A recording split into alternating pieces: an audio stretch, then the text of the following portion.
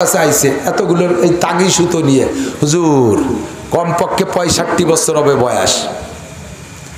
আমি ফার্স্টে বুঝতেই পারি নাই হিন্দু না মুসলমান। আইসে কয় হুজুর এই সুতো কাটা একটু পরিয়ে দেন। কি যে আলাই বালাইতে ধরছে, এত ভালো ইয়ে চলি, তারপরও আজাব গজব সব আমার উপর দিয়ে একটু পরিয়ে দেন। তা আমি বললাম যে ভালো ইয়ে কি কি নামাজ পড়েন? চেহারা দেখলে তো বোঝা যায় নামাজি মানুষ। পড়ি আর পড়ি নে তা না, এই সেদিন ওই দিন নামাজ পড়লাম, এদিন নামাজ পড়ছে। এই বয়সে 65 বছর বয়স, দাড়ি কটা রাখেন না, দিয়ে একেবারে কিরম দেখা যাচ্ছে বাংলা কতি বললাম না, তো দাড়ি কটা রাখেন না কা? হ্যাঁ রাহা দরকার। তো এই যে বিড়ি খান বলে মনে হয় যেন ঠোঁটের কালা কালা, একটু না খাইয়ে তো পারি না। তুমি কি অরতা টের পাও না, অন্যায় তুমি খুঁজে পাচ্ছ না। 1 নম্বরে নামাজ পড়ো না। আর বুড়ো মানুষ আইসে এমন এক প্যান্ট পরি আমার দ্বারে বইছে, সে বুড়ো মানুষেরও ভাষার ফুলও দেওয়া যাচ্ছে। তো তুই বুড়ো বয়সে 65 বছর বয়সে আজও নামাজ পড়লি না, এই পাঙ্কু পুলাপানের মতো প্যান্ট পড়লি, দাড়ি করে রাখতে পারলি না, সিগারেট খালি, নিশ্চয়ই পর্দা করিস না, মসজিদ মাদ্রাসা সিরিস না, আলাই বেলাইতে দরে কেন তা তুমি খুঁজে পাও না। কি যে অন্যায় করি বুঝি না। আছে আল্লাহ যদি একটা ছেলে দেয় চলচ্চিত্রের নায়ক বানাবো, এরকম কিছু আল্লাহওয়ালা বাপ আছে না?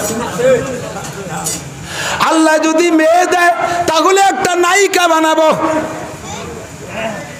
আজকে ফেসবুকের ভিতরে না ইউটিউবের ভিতরে যেন দেখলাম, আল্লাহু আকবার, বাংলাদেশের একজন উল্লেখযোগ্য নায়িকা, তোমরা যুবকরা চেনো, নাম কব না, ওনার সন্তান হয়েছে, সন্তানটা নিয়ে উনি গেছে বাপের বাড়ি। নানাই সন্তানটা কোলে কইরা সন্তানের মাথায় টুপি দিয়া জুমা দিবস পালন করার জন্য গত শুক্রবারে এতটুক কোলের দুধের বাচ্চা, হয়তো বা কয়েক মাস বয়স হয়েছে, ওইদের মাথায় টুপি দিয়া এত বড় দাড়িয়ালা আব্বা, এত বড় দাড়িয়ালা নানা, ওই নাতির নানা হলো এত বড় দাড়িয়ালা, ওনারও মাথায় টুপি আছে। ওনার মাইয়া আন্তর্জাতিক খ্যাতি সম্পন্ন নায়িকা, কত বিটাকের সাথে ডলা ঘষা করে বেড়ায়। উনি আবার ক্রেডিট দেখানোর জন্য লাইভে আইছে, ফেসবুকে দিয়ে দিছে, ইউটিউবে দিয়ে দিছে। এইগুলো সবই রেকর্ড হইয়া থাকবে কিয়ামতের ময়দানে। তোমার মাইয়া সহ একসাথে গরু সাজলানোর মতো সাজলাইয়া দুলাই দিতে দিতে জাহান্নামে নামাবে।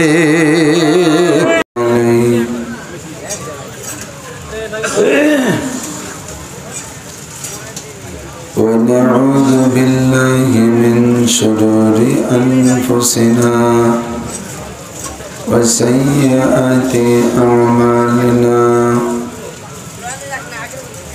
من يهد الله فهو المهتد ومن يضلل فلن تجد له وليا مرشدا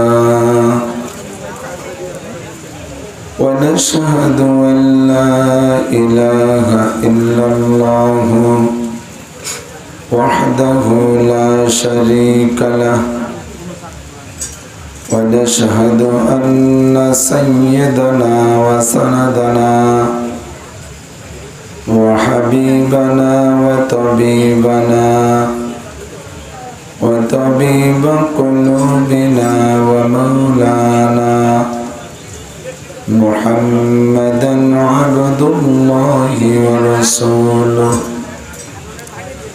صلى الله تعالى عليه وعلى آله وأصحابه وبارك وسلم تسليما كثيرا. أما بعد فأعوذ بالله من الشيطان الرجيم. بسم الله الرحمن الرحيم. هو الذي بعث في الأميين رسولا منهم يتلو عليهم آياته ويزكيهم ويعلمهم الكتاب والحكمة وإن كانوا من قبل لفي ضلال مبين. وقال تعالى ظهر الفساد في البر والبحر بما كسبت أيدي الناس. صدق الله مولانا العظيم. سبحانك لا علم لنا إلا ما علمتنا إنك أنت العليم الحكيم. جزى الله عنا محمدا ما هو أهله. سبحان الله وبحمده سبحان الله العظيم. رب اشرح لي صدري ويسر لي أمري واحلل عقدة من لساني يفقه قولي. رب زدني علما. اللهم أرنا الحق حقا وارزقنا اتباعه وأرنا الباطل باطلا وارزقنا اجتنابه. সকলে বলি আমিন। প্রত্যেকেই জবান খুলে একটু দুরূদ শরীফ পড়ে নেই, আল্লাহর রহমত বেড়ে যাবে 10 গুণ। আল্লাহুম্মা সাল্লি আলা মুহাম্মাদিন ওয়া আলা আলি মুহাম্মাদ কামা সাল্লাইতা আলা ইব্রাহিম ওয়া আলা আলি ইব্রাহিম إنك حميد مجيد. اللهم بارك على محمد وعلى آل محمد كما باركت على إبراهيم وعلى آل إبراهيم إنك حميد مجيد. ঐতিহ্যবাহী তারাইল শামসুল উলুম মাদ্রাসা এতিমখানার উদ্যোগে আয়োজিত নবম বার্ষিক মাহফিল কাশিয়ানী মকসুদপুর গোপালগঞ্জ বাংলাদেশ। আজকের মাহফিলের সম্মানিত সভাপতি, আমাদের এই অঞ্চলের গৌরব, যদিও সময় দেন খুলনায়, আমাদের গোপালগঞ্জের উজ্জ্বল নক্ষত্র, বহুত বড় আলেম, মুহাক্কিক আলেম, পোস্টার আর গেট আর ব্যানার নাই, শুধু বাকি ওলামায়ে কেরামদের কাছে অত্যন্ত গ্রহণযোগ্য ব্যক্তিত্ব। যত বাতিল ফেরকা আছে, বাংলাদেশে বাতিলের অভাব নাই তো, এই সমস্ত বাতিল ফেরকার জন্য মুফতি গোলামুর রহমান সাহেব একটা আতঙ্ক। তার সামনে বসলে আমার মনে হয় না যে কোনো বাতিল দল ওনাকে হারাই দিয়ে তার বাতিল পন্থাকে বিজয় করে নিয়ে যাবে, এমন কোনো ফর্দে বাসার বাংলাদেশে নাই। আমরা আমাদের সন্তান, আমাদের ভাই, মুরব্বীদের কাছে গোলাম রহমান ছোট ছোট নামে আপনারা উচ্চারণ করেন, তবে ওলামায়ে কেরাম শ্রেণী উনি কত উঁচু মাপের আলেম।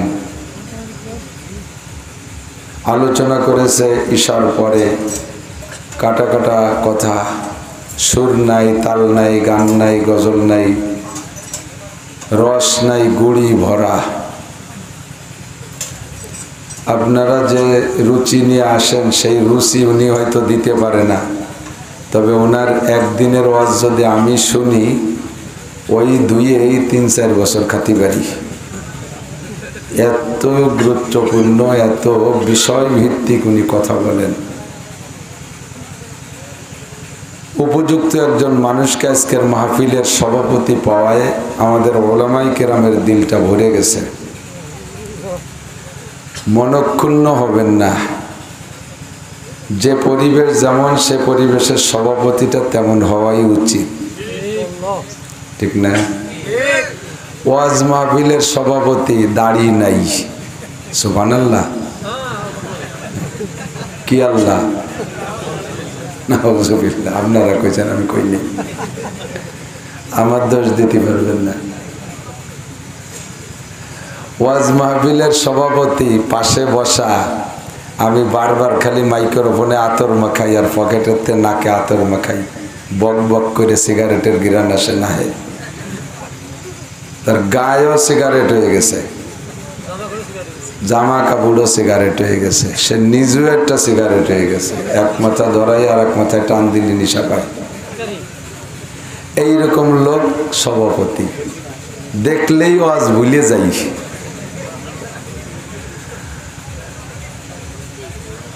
এক জায়গার এক সভাপতি আসছে, আইসেই কিছু শোনে নাই, আমি বলতেছি আমার কায়দায়, সে এসে আমারে জাতা বলা শুরু করছে।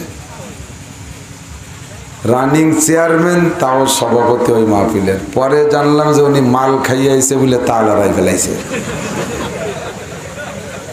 এই সভাপতির সভাপতি ওনাকে মানায় মদের আড্ডার সভাপতি, ঠিক না? দুর্গা পূজায় সভাপতি, সরস্বতী পূজায় সভাপতি, লক্ষ্মী পূজায় সভাপতি, উড়াকান্দির সভাপতি, এসব জায়গায় যাকে মানায় তারা সেখানে থাকাই ভালো। এখানে একজন এরকম মানানসই সভাপতি হলে ভালো লাগে। চেয়ারম্যান সাহেবের পদমর্যাদায় থাক, মেম্বার সাহেবের জায়গায় থাক, আর ওয়াজের মাহফিলের জন্য একজন যোগ্য সভাপতি। মসজিদের সভাপতি শুধু শুক্রবারই মুসল্লি, সে হয় মসজিদের সভাপতি, এরকম আছে না নাই? এই শুকুর আলী মুসল্লি এই যে মসজিদের সভাপতি হয়, এ আমার মোটে মাথাই মানিয়ে নিতে পারি না, আছে না নাই? সভাপতি, সেক্রেটারি 5 ওয়াক্ত মসজিদে নামাজ পড়নেওয়ালা হতে হবে। আজকের সভাপতি মুফতি গোলামুর রহমান সাহেব, আপনারা খুশি? বলেন আলহামদুলিল্লাহ। আল্লাহ ওনাকে অনেক দিন সুস্থতার সাথে, ইজ্জতের সাথে, প্রশস্ত হালাল রুজির সাথে লম্বা হায়াতে তয়বা দান করুন। এরপরে বয়ান করেছেন এবং মাদ্রাসার জন্য উপযুক্ত কালেকশন করেছেন হযরতুল আল্লাম হযরত মাওলানা মুফতি আবুল কাসেম আশরাফি। আমাদের গহরডাঙ্গা গাছের একটা ফুল শামসুল হক ফরিদপুরি রহমাতুল্লাহ আলাইহি সদস্য হুজুর গাছের একটা ফুলের মতোই কথা বলেছেন। ইলমেও ভালো, আমলেও ভালো, দরদ নিয়ে কথা বলে বিধায় অল্প কয়েকজন মানুষের মধ্যে থেকে কিভাবে কালেকশন করছে। আমার ভিতরে ওই নূর নাই, যার কারণে আমার ওয়াজে মানুষ টাকা দেয় না, স্বয়ং আমারই দেয় না, ফাঁকি দিয়ে কাটায় দেয়। এজন্য আমি এই কালেকশন সাবজেক্টে দুর্বল বিদায় আগের থেকে বলে নিছি যে আমার ওয়াজে নূর নাই, সুর নাই, বেটারা টাকা দেবে না। মানুষের মন গলায় টাকা। আপনি সারাদিন ভ্যান চালাইয়া 300 টাকা কামাই করছেন গার রক্ত পানি করে, আর আমি হুদি হাতের থেকে বেরোই নিয়ে যাব, কি এত সস্তা? কায়দা মতো না ফানাতি বললি বারা দোয়ায় জুত পাওয়া যায় না, ঠিক না? তা আমি ফানাতিও পারি না, দোয়াতিও পারি না, ওই সাবজেক্টের দায়িত্ব আমি নেই না। আমার ভাইকে আল্লাহ তাআলা অনেক লম্বা হায়াত দান করুক, ইজ্জতের সাথে, সুস্থতার সাথে, সবাই বলেন আমিন। আমি আপনাদের দেশের ছেলে, আমিও গোপালগঞ্জি, আমার ভাই মুফতি গোলামুর রহমানও গোপালগঞ্জি। এবং খুশি হবেন, সন্তুষ্ট থাকবেন। আমাদের গোপালগঞ্জে আরও যারা দুই একজন আছে, আলহামদুলিল্লাহ গোপালগঞ্জের মাহফিলগুলো যদি আমরা করি তাহলে বাহিরের বক্তা আমাদের লাগে না। আমাদের গোপালগঞ্জ এদিক দিয়ে ইনশাআল্লাহ পরিপূর্ণতায় পৌঁছে গেছে, কোন আলহামদুলিল্লাহ। অনেক কিছুর জন্য একটু খেলা দেবেন ফুটবল, তা ওই মাগুরাতে প্লেয়ার আনা লাগে, ওই যশোরেতে প্লেয়ার আনা লাগে, ডাকাইতে আনা লাগে। আমাকে এই খেলা প্লেয়ার বাইরেতে আনা লাগবে না। মুশকিল হলো যে আমাকে নাসির হুজুর যাবানি, তার কি একসময় যাইয়ে ধরিয়ে নিয়ে আসবানি, এই কইয়া আপনারা পিছে পড়ে যান, লাস্টে যে আমার ডায়েরি খালি থাকে না, শেষে সময় মতো দিতে পারি না, যা পাই তা দেই, তা চিত্রাঙ্গে জড়ায় যায়। গতকালকে জড়ে না হলো চিত্রাং। আল্লাহ তাআলা হেফাজত করুক, সবাই বলেন আমিন। আমার হারগুলেরা রঙ্গ বইয়ে দেগারাস, প্রত্যেক ফুলের রং ও ঘ্রাণ আলাদা, কথা বলেন। হাসনাহিনা ছোট্ট ছোট্ট ফুল, অনেক সুন্দর একটা মিষ্টি ঘ্রাণ। আবার ওই কি কয় সাইতেন গাছে কুট্টি কুট্টি ফুল, বড় একটা মজার ঘ্রাণ। রজনীগন্ধা চিকন একটা ফুল, অনেক সুন্দর ঘ্রাণ। প্রত্যেকের বডি কোয়ালিটি আলাদা, প্রত্যেকের ঘ্রাণেরও সাইজ আলাদা, গোলাপের ঘ্রাণ আলাদা, আলাদা ফুলের আলাদা ঘ্রাণ। তো তেমনই আল্লাহ তাআলা উলামাই কেরামদের মাধ্যমে আপনাদের কাছে দিনের দাওয়াত পৌঁছাচ্ছে। এক এক আলেমের এক এক রং, এক এক ঘ্রাণ, তার বাচনভঙ্গি ভিন্ন। আমি হাজারো চেষ্টা করিয়া নিজেকে নিজে এদিক থেকে মোটে ফিরাতে পারতেছি না। আমার কপাল ভালো না মন্দ আল্লাহই জানে। আমারে দেখলেই মানুষে হাসিয়ে দেয়, তা আমি কান্দাবো কি রে? অথচ আমি নিজেও বলি, কোরআনেও বলে ফালিয়াযহাকু কালিলান ওয়ালিয়াবকু কাসীরা, কম কম হাসো, কাঁদো বেশি। কাঁদেন কম বেশি, হাসবেন কম। কাঁদার সময় কখন? আমার ভাই মুফতি গোলামুর রহমান সাহেব বলেছেন, সাবআতু ইউযিল্লুহুমুল্লাহু ফি যিল্লিহি ইয়াওমা লা যিল্লা ইল্লা যিল্লু। 7 গুণের মানুষকে আল্লাহ আরশে আজিমের নিচে জায়গা দেবে। তার ভিতরে এক ব্যক্তির নাম বলেছেন উনি, রজুলুন যাকারাল্লাহ খালিয়ান ফাফাজাত আইনা। ওই ব্যক্তিকে আরশে আজিমের নিচে জায়গা দিবেন আল্লাহ তাআলা, বসাইয়া আল্লাহ নিজ হাতে 500 বছর পর্যন্ত আল্লাহর কুদরতে হাত দিয়ে তাদের মুখে উঠাইয়া জান্নাতি খানা খাওয়াইয়া মেহমানদারি করবে। রজুলুন যাকারাল্লাহ খালিয়ান ফাফাজাত আইনা। এই মজমার ভিতরে সিল্লে পাল্লা করে কান্তি হবে আর একটু হইহুল্লা করতে হবে, এটা না। গভীর রাত্রে নির্জনে উঠে একা একা কাঁদতে হবে, একা একা কাঁদতে হবে। তখন কান্দাটা হবে ইখলাসের সাথে, তখন কান্দাটা হবে মনের থেকে, কথা বলেন। তখন কান্নাটা হবে অরিজিনাল। আর জমজমাটের ভিতরে বিনয় বিনয় কিছু বলে আপনার মন তৈরি করলাম আমি, না, সেটা না। এটা তো মা মরার কিস্সা করলেও কান্না আসে, বাপ মারার কিস্সা করলেও কান্না আসে, কোনো একটা বিপদ আপদের গল্প করলেও কান্না আসে। এই কান্নাটা তো আপনার গুনার ভয়ের কান্না না, এই কান্নাটা তো আপনার জাহান্নামের ভয়ের কান্না না। জাহান্নামের ভয়ে আর গুনার ভয়ে যে কান্না, এ কান্নাটা একাই হতে হবে। এ কান্নাটা একা যখন বসবেন নির্জনে আল্লাহকে ভয় করে কাঁদবেন, সেই কান্নার ওসিলা আরশে আজিমের নিচে আপনি জায়গা পাবেন। আল্লাহ তাআলা আমাদের সকলকে নসিব করে বলেন আমিন। আমার স্বভাব যেটা, সেটা হলো সামাজিক সমস্যাগুলো নিয়ে আমি কথা বলার চেষ্টা করি। রোগ যেখানে চিকিৎসা হতে হবে সেখানে, কথা বলেন ঠিক কি ঠিক না? মানুষের দেহ চুলের আঘাত থেকে নে পায়ের তালু পর্যন্ত 3.5 হাতেরটা বডি। যুবকরা, আমি সব দিন টার্গেট করি যুবকদের। এদানিং বুড়োরাও কিছু জড়াই যাচ্ছে, একেবারে বুড়োরাও খালি হাতে বাড়ি যেতে পারবে না ইনশাআল্লাহ। এদিক নড়াচড়া হবে না, বেশিক্ষণ কষ্ট দেব না। পাছার নিচে ঠান্ডা, কালকে আবার জ্বর হতে পারে। আল্লাহ সবাইকে সুস্থ রাখুক, আমিন। ফাআলুল লিমা ইউরিদ আলা কুল্লি শাইইন কাদির। যা খুশি তাই করে, যা খুশি তা করতে পারে একমাত্র কে? আল্লাহ। কি সুন্দর মুহূর্তের ভিতরে কালকে কয়েকদিন পর্যন্ত আকাশ কত ভালো। মাত্র আগের রাত, সন্ধ্যার রাত, বেশ মাহফিলের পরের থেকে, আমি মাহফিল শেষ করে যাওয়ার পথে মেঘলা মেঘলা, তারপরে তো শুরু করে আজকে শুনলাম যে দুপুর পরে শেষ হবে। কোনটা কলো তো, কোনটা যা কলো তা হলো না। আল্লাহর রহমতে রাত্রি শেষ হয়ে গেছে। এ কাম করে দিয়েছে কে? আল্লাহ। আপনাদের এই মাহফিলের ডেট চেঞ্জ করতে চাইছিল, কিন্তু চেঞ্জ করে বক্তা মেলে না। কিন্তু মাইক তো ভালো, সেটিংয়ের সমস্যা আছে নাকি কোনো জায়গায়? আপনারা এই তার তোর একটু সরিয়ে বসেন তো, কোনো জায়গায় কাজ করতে একটু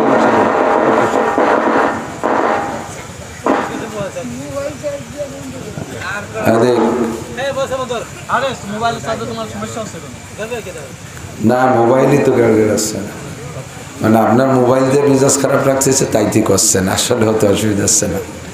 ওরবে কি কারেন্ট নেই, আইসি ফাঁক পাইছেন একটু দিয়ে নিয়ে যাচ্ছে। ওকে যুবককে কত কাজ রয়েছে না মোবাইল রজের পরে, তা করবে না কমতে। আল্লাহ হেফাজত করুন, সবাই বলেন আমিন। মানুষের 3.5 হাত বডি, মাথার চুলের আঘাত থেকে পায়ের তালু পর্যন্ত, এর শরীরে বিভিন্ন জায়গায় বিভিন্ন রকমের রোগ হয়। রোগ কাকে বলে? যেইটার কারণে মানুষের শরীরের ভিতরে অশান্তি অনুভব করে তাকে রোগ বলে। চুল পাইকে গেলে অশান্তি লাগে কি লাগে না? লাগে না? কথা কয় না। প্রথমে 1-2টা যখন চুল পাকছে তখন ওইটারে আয়না ধরে টাইম দিয়ে উঠে ফেলতাম। যখন একটা দাড়ি পাকছে তখন ওই একটা পাকা দাড়ি সহ্য হয় না, ভালো লাগে না, ওটারে রোগ মনে হয়, টাইনি উঠাইয়া শুধু কাঁচা কয়টা কালো কয়টা রাখতাম। তাহলে চুল পাকা দাড়ি পাকা এটাও একটা রোগ। এই রোগের রেমিশনের জন্য, চিকিৎসার জন্য বহুত ঔষধপাতিরও ব্যবস্থা হয়ে গেছে। আবার ঔষধ যদি না থাকে কমপক্ষে কালিওলিও মাখাইয়া কালো বানায়, এটাও একটা চিকিৎসা। মানুষের চোখে যদি অশান্তি হয়, চোখ যদি উদয়, তাহলে মনের মধ্যে খারাপ লাগে, অন্তরে কষ্ট পায়। কানে ব্যথা, হাতে ব্যথা, পেটে ব্যথা, গায়ে ব্যথা, ফোড়া, ফুসি, চুলকনি, মুলকনি, দায় যত আছে চুলের আঘাত থেকে পায়ের তালু পর্যন্ত সারা শরীরের ভিতরে যে রোগ, একে বলে জিসমানি রোগ। এটা শারীরিক ব্যাধি। আর এই শারীরিক ব্যাধিতে মানুষ আক্রান্ত হইলে এরও চিকিৎসা আছে। যদি চিকিৎসায় সফল না হয় তাহলে সর্বোচ্চ মরে যেতে হয়। কথা কন, একটু সাক্ষী দেন। আমার দিক কথাগুলো সব মিলেইতে হবে, সব মিল রাখতে হবে। আমাদের স্বভাব হলো যে সময়তে সুর শুরু হয় ওই সময়তে ওয়াজ, এর আগেরটুকু ওয়াজ না, সুর হবে না কোনো সময়, খেয়াল করতে হবে। তো শারীরিক রোগে যদি মানুষ আক্রান্ত হয়, চিকিৎসা নেয়, চিকিৎসা নিয়ে সুস্থ হলে হলো, না হলে মরে গেল, তার বেশি তো আর না। ক্যান্সার হলেও মরে, ডায়াবেটিসে মরে, হার্টে মরে, লাংস অসুস্থতায় মরে, ব্রেন স্ট্রোকে মরে, বিভিন্ন রোগে, ব্লাড ক্যান্সারে মরে, বড় বড় রোগ হলেই মানুষ মরে। ফুলাফুসিতে স্বাভাবিক মরে না, দাঁতে যন্ত্রণা কিছুদিন হলে আস্তে আস্তে সেরে যায়, এতে মরে না। চুল পাইকে গেলেও ওর কারণে মানুষে মরে না, মরার সময় হলেই মরে। তবে মারাত্মক যে কতগুলো রোগ আছে, যদি চিকিৎসা হয় ডাক্তারের কাছে তো ভালো, না হলে হয়তো মারা গেল, মরা পর্যন্ত শেষ। মরার পরে বলা হয় না যে তুমি এই রোগে মরছো, মরার পরেও তোমাকে 200 জুতো মারতে হবে, 200 কুড়া মারতে হবে, তোমার 20 বছর জেলে থাকতে হবে, এ ফয়সালা আসে না, মরা পর্যন্তই ফাইনাল। নাকি কথা বলেন? ঠিক না? আর একটা রোগ আছে আধ্যাত্মিক রোগ, চারিত্রিক রোগ। চারিত্রিক রোগটার মার্কাজ হলো কলব, আরবিতে বলে কলব, বাংলায় বলে হৃৎপিণ্ড, ইংরেজিতে বলে হার্ট। আল্লাহ নবী বলেন আলা ইন্না ফিল জাসাদিলা মুদগাহ ইযা সালুহাত সালুহাল জাসাদু কুল্লুহু ওয়া ইযা ফাসাদাত ফাসাদাল জাসাদু কুল্লুহু আলা ওয়া হিয়াল কলব। হে দুনিয়ার মানুষ, জেনে নাও তোমার 3.5 হাত বডির ভিতরে ছোট্ট একটা অঙ্গ আছে, যেই অঙ্গটা সেটিং হলো তোমার বাম দুধের 2 আঙ্গুল নিচে, মাত্র 1 ইঞ্চি নিচে সিনার ভিতরে ওই অঙ্গটা সেটিং। ওইটা যদি ভালো থাকে সারা শরীর ভালো থাকে, ওইটা যদি ভালো থাকে চোখও তোমার ভালো থাকে, ওইটা যদি ভালো থাকে নাক কান ভালো থাকে, ওইটা যদি ভালো থাকে জবান তোমার ভালো থাকে, ওইটা যদি ভালো থাকে হাত দুটো তোমার ভালো থাকে, ওইটা যদি ভালো থাকে তাহলে পা দুটো তোমার ভালো থাকে, তোমার চক্ষু দুইটা ভালো থাকে, তোমার চোখে অজাগা নজর করে না, তোমার জিহ্বায় অকথ্য কথা বলে না, তোমার হাতে খারাপ জায়গায় হাত দেয় না, তোমার হাতে অন্যায় করে না, তোমার চোখ দিয়ে অন্যায় কিছু করে না, তোমার কানে খারাপ কিছু শুনতে চায় না। ওইটা যদি ভালো থাকে তাহলে তোমার পা চাকা ঘুরাইয়া দুর্গা পূজা, কালী পূজা, সরস্বতী পূজা পূজা, লক্ষ্মী পূজা, উড়াকান্দির মেলা, কোনো গান বাজনা, থিয়েটারে, সিনেমা হলে যাইতে মনে চায় না। ওয়াইদা ফাসাদাত ফাসাদাল জাসাদু কুল্লুহু, আর ওই গোশতের টুকরাটা যদি নষ্ট হয়ে যায়, ওই কলবটা ওইটা যদি খারাপ হয়ে যায়, তাহলে ওর ক্রিয়া চোখের উপরে পড়ে। চোখে তখন ল্যাংটা ছবি দেখতে চায়, চোখে তখন সিনেমা দেখতে চায়, চোখে তখন পরের সুন্দরী মেয়েকে দেখতে চায়, সুন্দরী মেয়েরা সুদর্শন যুবকদেরকে দেখতে চায়। জবানটা খারাপ হয়ে যায়, অকথ্য ভাষা বলতে মনে চায়, এই জবান দিয়ে প্রেমালাপ করতে মনে চায়, এই জবান দিয়ে তখন গান বাজনা গাইতে মনে চায়। কানটা খারাপ হয়ে যায়, কোরআনের বাণী শুনতে ভালো লাগে না, হাদিসের বয়ান শুনতে ভালো লাগে না, উলামায়ে কেরামের কথা ভালো লাগে না, আল্লাহ আল্লাহ রসুলের কথা কানে শুনতে চায় না। মমতাজ, মনির খান, আলমগীরের গান, এরপরে ব্যান্ড শোয়ার যত পচা গান, এই সমস্ত খারাপ কথাগুলো কানে ভালো লাগে। প্রেমিকায় খারাপ খারাপ কথা বলে, ওই কথাগুলো তোমার কানে শুনতে ভালো লাগে। পাটা খারাপ জায়গা যাইতে মনে চায়, হাতরে খারাপ জায়গা লাগাইতে মনে চায়। এই সব মায়ের সমস্ত রোগের কারণ হলো তোমার সিনার মধ্যে ওই গোষ্ঠের টুকরা। আল্লাহ নবী বলেন আলা ওয়াইয়াল কলব, ওই অঙ্গটার নাম হলো কলব।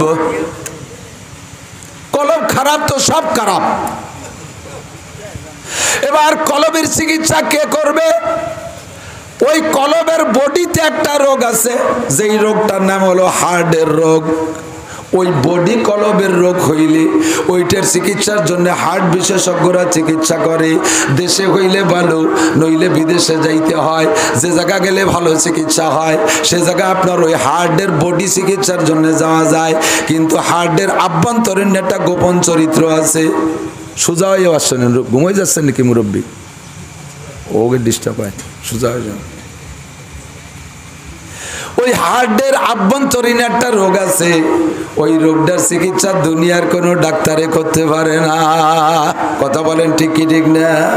আমার আল্লাহ বলেন হুয়াল্লাযী বাআসা ফিল উম্মিয়িনা রাসূলাম মিনহুম, ওই আল্লাহ সেই আল্লাহ যে আল্লাহ তোমাদের মাঝে পাঠিয়েছে, উম্মতের মধ্যে পাঠিয়েছে। উম্মতের মধ্য থেকে একজন রসুলকে। ওরাও যে জাতি, রসুলও সেই জাতি, ওদেরও যে স্বভাব, রসুলেরও সেই স্বভাব। ওরাও যা করে রসুলও তাই করে। আমার সাথে সাক্ষী দেন, আমাদের নবী কি আমাদের জাতের থেকে নাকি ভিন্ন জাতের থেকে? একটু কথা বলতে হবে। নবী কি মানুষ না মানুষের বাইরে? নবী কি আমাদের মতোই মানুষ না আমাদের বাহিরে? আমাদের মতোই মানুষ। নবীর দুটো চোখ ছিল কিনা? নবীর মাথা ছিল কিনা? নবীর মাথায় চুল ছিল, নবীর মুখে দাড়ি ছিল, নবী পাকের কান ছিল, নবী পাকের জিহ্বা ছিল, নবী পাকের দুটো হাত ছিল, নবী পাকের শরীরে লোম ছিল, নবী পাক খানা খাইতেন, নবী পাক ঘুমাইতেন, নবী পাক পেশাব পায়খানা করতেন, নবী পাক বিবি ব্যবহার করতেন, নবী পাক সন্তান জন্ম দিয়েছেন, নবী নিজ মা বাবার থেকে জন্ম নিয়েছেন, নবী পাক খানা খাইতেন। সব মানবিক যোগ্যতা নবী পাকের ছিল। পার্থক্য শুধু এতটুক, আমার এই যে একটা গ্লাস, এই যে একটা বোতল আছে, এই যে একটা বোতল আছে প্লাস্টিকের, এই লাইটটার বডিও কিন্তু প্লাস্টিকের। কিসের? প্লাস্টিকের। এইটা কি জলে? জলে। আর ওইটা জলে। যার কারণে একই প্লাস্টিক হওয়া সত্ত্বেও এইটার নাম বোতল আর ওইটার নাম কি?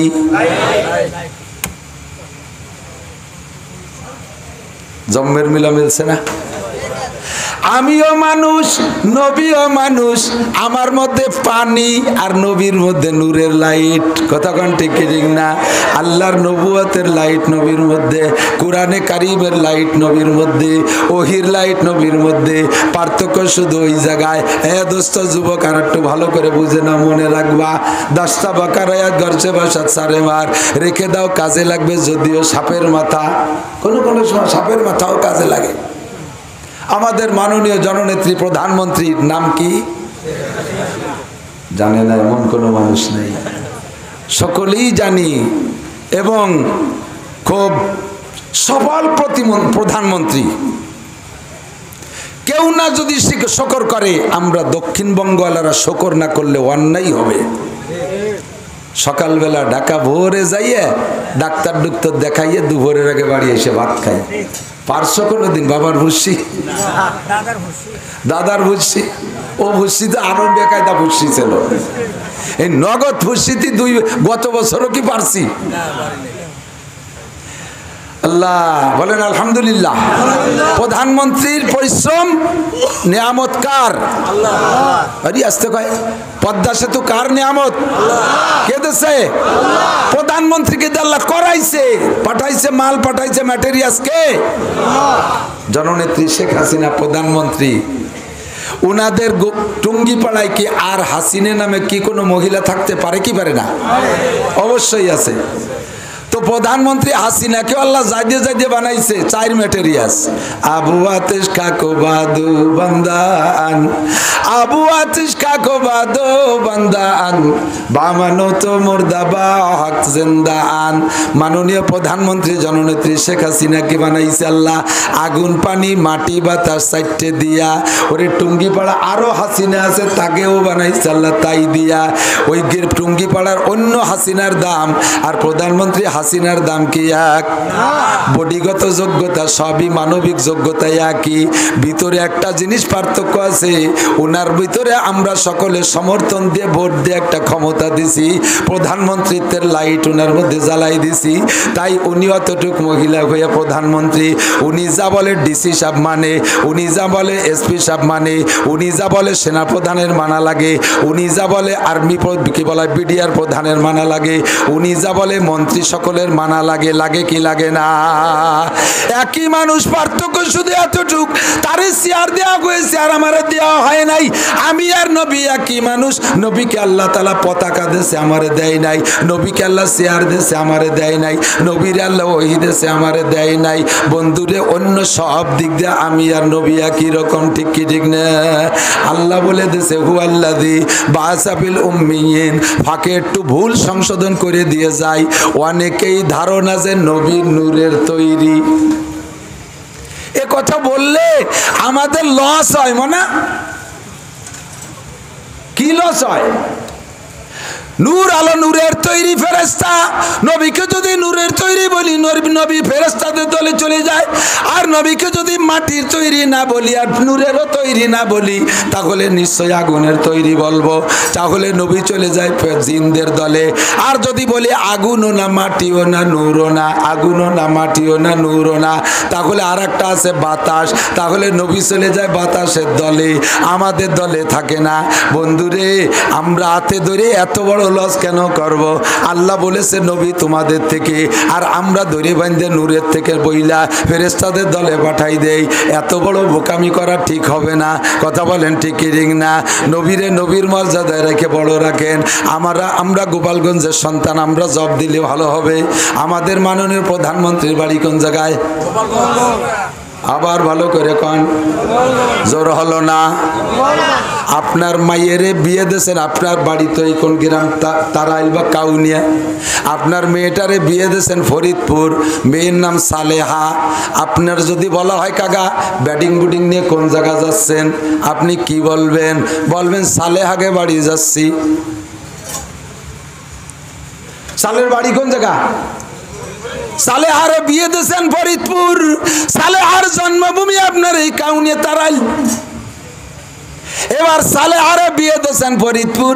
আপনি যদি বলেন যা বলি যে আপনি কোথায় যান, কয় ফরিদপুর যাচ্ছি। ফরিদপুর কোন জায়গা? কয় সালেহাগে বাড়ি। যদি সালেহারে ফরিদপুর বিয়ে দেওয়ার কারণে সালের বাড়ি হয় ফরিদপুর, তাহলে প্রধানমন্ত্রীর বাড়ি কোন জায়গা? এমন কয় টুঙ্গিপাড়া। টুঙ্গিপাড়া বিয়ে দিয়েছেন গিয়া, কিচ্ছু জানে না। রংপুর। প্রধানমন্ত্রী আমরা বিয়ে দিছি রংপুর, বিজ্ঞানী ডক্টর ওয়াজেদ সাহেবের সাথে। সেই রংপুরে বিয়ে দেওয়ার পরে আমরা বলি না প্রধানমন্ত্রী রংপুরে। আমাদের গোপালগঞ্জের মাইয়া রংপুর বিয়ে দেওয়ার পরে আমরা রংপুর বলি না, প্রধানমন্ত্রীর বাড়ি বলি গোপালগঞ্জ। কারণ টাইনি টুনি গোপালগঞ্জে রাখতে পারলে আমাদের ক্রেডিট বাড়ে, মর্যাদা বাড়ে। কথা কন না কা? এ রংপুর বিয়ে দেওয়ার পরও সেদিক আমরা যাইতে দেই না। আমাদের মাটিতে জন্ম নিয়েছে তাই আমরা এই প্রধানমন্ত্রীকে গোপালগঞ্জে বলে দাবি করি। আমাদের ক্রেডিট বাড়ে, ক্ষমতা বাড়ে, ওই গুণে সারা বাংলাদেশে তর্জন গর্জন দিয়ে বেড়াই। আমরা জমিনের বাংলাদেশের আংটা ধরে উঠাইয়ান নামাই। ওরে এই গোপালগঞ্জে সাধারণ ফ্যামিলির একটা পোলা ঢাকায় যাইয়া অন্য ডিস্ট্রিক্টের একটা দারোগারে থাপ্পড় দিয়ে শীত করে বেলায় দেয়। তার বল কোন জায়গায়? মেড়া কোদে খুঁটোর বলে।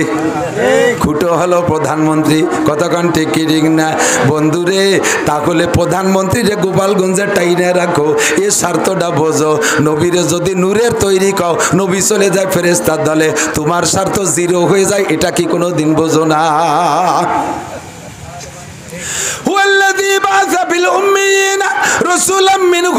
আল্লাহ রসুলকে পাঠাইছে আমাদের বংশ থেকে।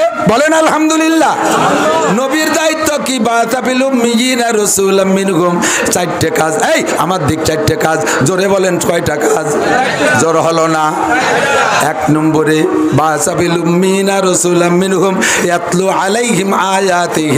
আমার নবী আমাদের সামনে কোরআন শরীফ তিলাওয়াত করে শোনাবে। আমাদের কাছে যদি এখন নাই, সর্বপ্রথম দুনিয়ায় কোরআনের তিলাওয়াত কে করেছে? আরে কথা কয় না, বাঙালি বোঝে না। আমাদের নবী কোরআন তিলাওয়াত করছে কিনা কথা বলেন? ইকরা বিসমি রাব্বিকাল্লাযী খলাক নবীর আগে কি দুনিয়ায় কেউ পড়ছে?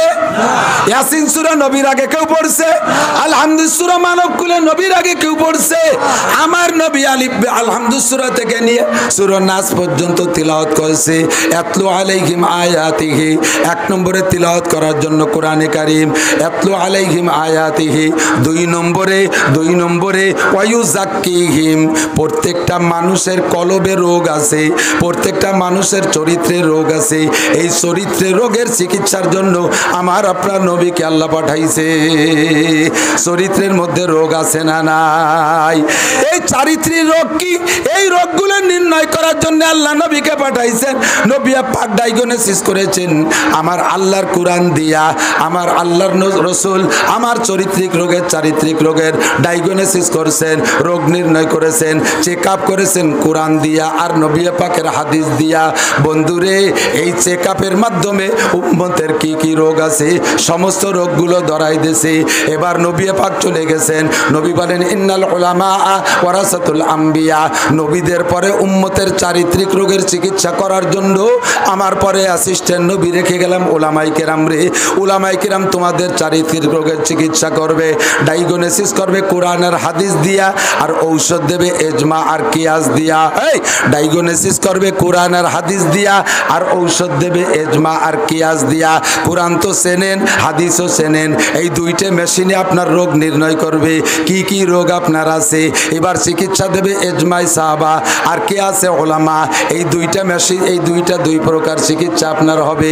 আমি যদি নবী পাকের পক্ষ হইয়া অ্যাসিস্ট্যান্ট ডাক্তারি করি, আপনাদের রোগগুলো যদি ধরে দেই কষ্ট হবে নাকি? রোগ যদি সঠিকভাবে ধরিয়ে দেয় আমার তো মনে হয় এইটাই বেশি ভালো হয়। কথা বলেন না কেন? আর ঔষধ সাথে দিতে পারলে আরো ভালো। আমাদের গ্রাম্য ডাক্তাররা রোগ ধরতে পারে না, মুখস্থ চিকিৎসা করে। রুগী দিয়ে ডাক্তারি শেখে। রুগী একটা গেলে 7-8 প্রকারের ঔষধ দেয়, কোনটায় লাগে যায় সেইটা মনে রাখে। ফিরে রুগী আসলে সেই ওষুধ দেয়। রুগী দিয়ে ডাক্তারি শেখে। যখন কাজ না হয় এই ডাক্তারের কাছে, ডাক্তার দমাদম মোটা মোটা গালি দিয়ে চলে যায় থানা কমপ্লেক্সে। থানার ডাক্তার এমবিবিএস ডাক্তার, সে পরীক্ষা নিরীক্ষা করে যদি আসল রোগ ধরতে পারে তো ভালো চিকিৎসা হয়, না ধরতে পারলে চলে যায় বিভাগীয় ডাক্তারের কাছে। ফরিদপুর 250 বেডে চলে যায়, গোপালগঞ্জ 250 বেডে চলে যায়, খুলনা 250 বেডে চলে যায়। এ জায়গার ডাক্তাররা ধরতে পারলে ভালো, না হলে চলে যায় পিজি হাসপাতালে, ঢাকার বড় বড় হাসপাতালে। ও জায়গার ডাক্তাররা ধরতে পারলে ভালো, না ধরতে পারলে আরো পয়সা থাকলে চলে যায় ভারতে, মাদ্রাস, চেন্নাই, বোম্বে। সে জায়গার ডাক্তাররা ধরতে পারলে ভালো, না ধরতে পারলে পয়সা থাকলে চলে যায় একেবারে লন্ডন, বিদেশে চলে যায়, সেখানে যাইয়ে ডাক্তারের কাছে চিকিৎসা নেয়। এখন ওই জায়গার ডাক্তাররা আপনাকে চেক আপ শুরু করছে, আপনার ব্লাড ভালো, আপনার লিভার ভালো, যেটা যেটা কয় নর্মাল, খুশি ঠায়, ব্লাড ভালো, থ্যাংক ইউ, নর্মাল। আপনার লিভার ভালো, সুন্দর। আপনার কিডনি ভালো, সুন্দর। আপনার পিত্তথলিও ভালো, সুন্দর। আপনার পাকস্থলী ভালো, এটাও নর্মাল, সুন্দর। আপনার ব্রেনও সমস্যা নাই, এটাও সুন্দর। তবে আপনার আপনার সর্বনাশ হয়েছে, আপনার লাংসে ক্যান্সার হয়েছে, লাংসে ক্যান্সার। আপনি ওষুধ খেলেও খেতে পারেন মাস তিনিক, অথবা বাড়ি যে যা মনে চা খেতে পারেন 3 মাস আপনি বাঁচবেন। 10 লক্ষ 20 লক্ষ টাকা খরচ করে যাইয়া লন্ডন যাইয়া সে জায়গা যাইয়া আপনি মেশিন দিয়ে পরীক্ষা করাইয়া বিজ্ঞ ডাক্তারের মাধ্যমে আপনি আপনার একটা রোগ জেনে আসছেন। ওই ডাক্তার এমন একটা রোগের কথা বলছে যার কারণে আপনার এখন আতঙ্ক আরো বেড়ে গেছে। ডাক্তার বলছিল 3 মাস, আপনি 3 দিনের ভিতরে স্ট্রোক করে মরে গেছেন। আপনার সাথীরা ডাক্তারের ধরছে, আপনি বললেন 3 মাস বাঁচবে, তাদের 3 দিনই মরে গেল। কয় যে রোগ হয়েছে ওই রোগের কারণে 3 মাস বাঁচত, কিন্তু ওই রোগের ভয়তে যে স্ট্রোক করছে এটা তো তার আগে ছিল না, এটা তো কেবল হয়েছে। কতক্ষণ? আপনার সব ভালো, লিভারটা পচে গেছে। আপনার সব ভালো, আপনার ব্রেনের ভিতরে টিউমার হয়েছে। আপনার সব ভালো, আপনার কিডনি 2টা ড্যামেজ হয়ে গেছে। এর কোনটাতে কোনটা কম? জিডাই বলে সিডাই মরণ ব্যাধি, কথা বলেন ঠিক ঠিক না? আর যদি কেউ রে কয় তোমার ব্রেন টিউমার হয়েছে, লিভার পচে গেছে, পিত্তথলি নাই, তোমার কিডনি 2টা ড্যামেজ, তোমার লাংস শেষ, তোমার বাল্বের তোমার হার্টের ভিতরে ব্লক হয়ে গেছে 6টা, তোমার বাল্ব শেষ হয়ে গেছে, একটা একটা করে 8টা 10টা যদি বলে দেয়, তাহলে আপনি ডাক্তাররে এই বলার কারণে মারতেও পারবেন না, বিলও কম দিতে পারবেন না, টাকাও কম দিতে পারবেন না। চেক আপ করছে যারা তাদেরও পয়সা কম দিতে পারবেন না। উপযুক্ত টাকা দিয়া এই সমস্ত মরণ ব্যাধিগুলোর খবর নিয়ে আপনি কানতে কানতে বাড়ি আসবেন। কথা বলেন ঠিক কি ঠিক না? এতে আপনার সমস্যা ছিল সর্বোচ্চ আপনি মরবেন, মরা পর্যন্ত ওই রোগে শেষ, তারপর আর কিছু না। কিন্তু আপনি যে রোগে আক্রান্ত আছেন, যে কলবের রোগে আক্রান্ত আছেন, ওই কলবের ভিতরে যে মরণ ব্যাধি আছে, ওই মরণ ব্যাধিতে যদি আক্রান্ত হয়েই থাকেন আর এজমা আর কিয়াসের ঔষধ না খান, কুরআন হাদিসের কাছে ডায়াগনোসিস না নেন, তাহলে আপনি শুধু মরণ পর্যন্তই শেষ না, আপনার আবাদুল আবাদ অনাদি অনন্ত কাল পর্যন্ত আপনাকে জাহান্নামের আগুনে পুড়তে হবে। কথা বলেন ঠিক কি ঠিক না? এবার সেই রোগগুলো যেই ডাক্তার ধরায় দেয়, সেই ডাক্তারের পর ওরে রাগ, সে খালি ধরা বান্ধা কথা কথি নাকি, একটু ইয়া কয় না, একটু ও কয় না, খালি ধরা বান্ধা রোগের কথা কথি আসে। ও মিয়া, সুদের রোগ আছে না নাই? জোরে বলেন আছে? সুদে কারবার আছে? সুদখোর যারা রেগুলার সুদ খাইতেছেন, যারা রেগুলার সুদে কারবার করতেছেন, আল্লাহর কসম তার নামাজ কবুল হচ্ছে না, রোজা কবুল হয় না, হজ কবুল হয় না, দোয়া কবুল হয় না। সে মিলাদ দেবেন, মিলাদ দোয়া খতম হুজুরকে দে, তাও কবুল হবে না। তার দান খয়রাত কবুল হবে না। অন্য কোন গুনাহ থেকে তওবা করলেও তার তওবা কবুল হবে না।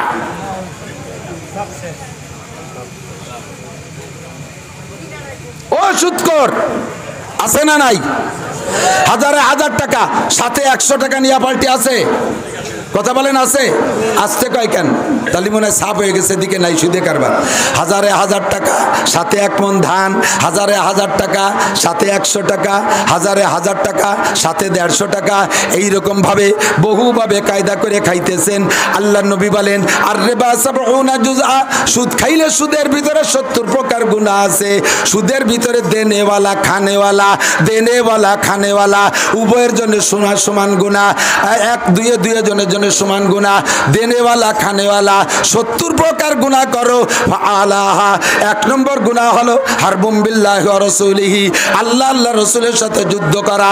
আল্লাহর সাথে যুদ্ধ করতে গেছে নমরুদ, আল্লাহ তারে ঘাড়টা মটকাই দিয়েছে। আল্লাহর রাসূলের সাথে যুদ্ধ করেছে আবু জাহাল, বদরের যুদ্ধ তারে ধ্বংস করে দিয়েছে। আল্লাহর রাসূল মুসা আলাইহিস সালামের সাথে যুদ্ধ করেছে ফিরাউন, আল্লাহ তারে সাগরের মধ্যে ডুবাই মারছে। আল্লাহর রাসূল মুসা আলাইহিস সালামের সাথে যুদ্ধ করেছে কারুন, আল্লাহ তাআলা তারে মাটির মধ্যে ডাবাই দিয়েছে। আল্লাহ তাআলার সাথে যুদ্ধ করেছে ঈসা আলাইহিস সালামের উম্মত, আল্লাহ তাআলা তাদেরকে ধ্বংস করে দিয়েছে। এমন করে নবী রাসূলের সাথে যুদ্ধ করে কেউ টিকতে পারবে না, আল্লাহর সাথে যুদ্ধ করে কেউ টিকতে পারবে না। আল্লাহ পাক যুদ্ধ করে অন্যভাবে নয়, আল্লাহ পাক যুদ্ধ করে কামান দিয়ে নয়, আল্লাহ পাক যুদ্ধ করে তীর তরবারি দিয়ে নয়, আল্লাহ পাক যুদ্ধ করে তার প্রাকৃতিক ক্ষমতা দিয়া, তার প্রাকৃতিক দুর্যোগ দিয়া, বিভিন্ন প্রকার রোগে সোগে আল্লাহ পাক ধ্বংস করে দেয়, মালি মামলা দিয়ে ধ্বংস করে দেয়। সিডার, সুনামি, টর্নেড, নার্গিস, আইলা, বুলবুল আর নগদে গতকালকে গেল যুদ্ধ একটা হাজার হাজার ঘর বাড়ি বিনাশ করে দিয়েছে, হাজার হাজার লক্ষ লক্ষ গাছপালা ভাঙ্গে তছনছ করে দিয়েছে, বাংলাদেশের কোটি কোটি টাকার ক্ষতি করে দিয়ে দিয়েছে, কারেন্ট লাইন ধ্বংস হয়ে গেছে বহুত জায়গায়। ও বন্ধুরে, ওয়াইদা আরাদা শাইআন আইয়াকুলা লাহু কুন ফায়াকুন, আল্লাহ যদি কেউরে ক্ষতি করার চেষ্টা করে, কোনো কিছু করার ইচ্ছা করে, তাহলে তীর তরবারি আর আগ্নেয়াস্ত্র ব্যবহার করে না, শুধুমাত্র কোন শব্দ বলে আর সব ধ্বংস হইয়া যায়। পারে পারে আল্লাহ পারে, জোরে বলেন পারে। কেন ঘূর্ণিঝড় হয়? কেন হলো ঘূর্ণিঝড়? তা আমাকে দিক আসবে কে? সারা দুনিয়ার পানি দক্ষিণ দিক যায়। কোন দিক? পানির গতি কোন দিক? দক্ষিণ দিক। ও সৌদি আরবে দেখে আসছি, যে দেখে গেছি, মালয়েশিয়া গেছি, সে জায়গায় পানি দক্ষিণ দিক যায়, সব পানির গতি দক্ষিণ দিক। আর জল আছে দক্ষিণ দিকে উত্তর দিক। জ্বরটা হলো কেন? কয় জলবায়ু উত্তপ্ত হইয়া সাগরের মধ্যে পাক হয়, এই পাকের নাম হলো ঘূর্ণিঝড়। তা আগে একটা নাম দেশে, পরে নাম পাল্টায়, নাম ডেলি ডেলি নতুন নাম ইন্দ্রাই দেয়, অত আর আল্লাহ পাঠায় না নাম। এটার নাম দেশে শীতরাং। এই বাতাস দেখে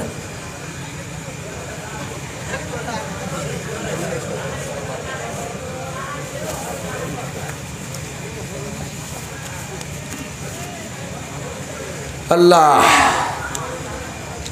ও ঘূর্ণিঝড় সাগরের ভিতরে, আমাকে বাড়ির দ্বারে তৈরি হয়েছে না অনেক নিচে। বিজ্ঞানীরা, অন্য দেশের বিজ্ঞানীরা টের পাইছে আরো 15 দিন আগে। আমাকে দেশের বিজ্ঞানীরা এই কয়েকদিন অজ্ঞানী ছিল, ওনটা দিন 3 আগে ঠিক পাইছে। ওরা কইছে তাই শুনিয়ে শুনিয়ে ইন্দ্রাও যেদিন ঠিক পাইছে, আমিও ওই দিন ঠিক পাইছি। আমার কোনো মেশিন টেশিন লাগে না, আমি এমনি ঠিক পাইছি কিছু না কিছু হবে। তো ঘূর্ণিঝড় সাগরের ভিতরে 2000-5000 কিলোমিটার দক্ষিণে তৈরি হলো। পানির গতি ওই দিক, ঘুরতে ঘুরতে নিচের দিক চলে যা, ওই এদিক আছে কে? উল্টে উপরে আসে কে?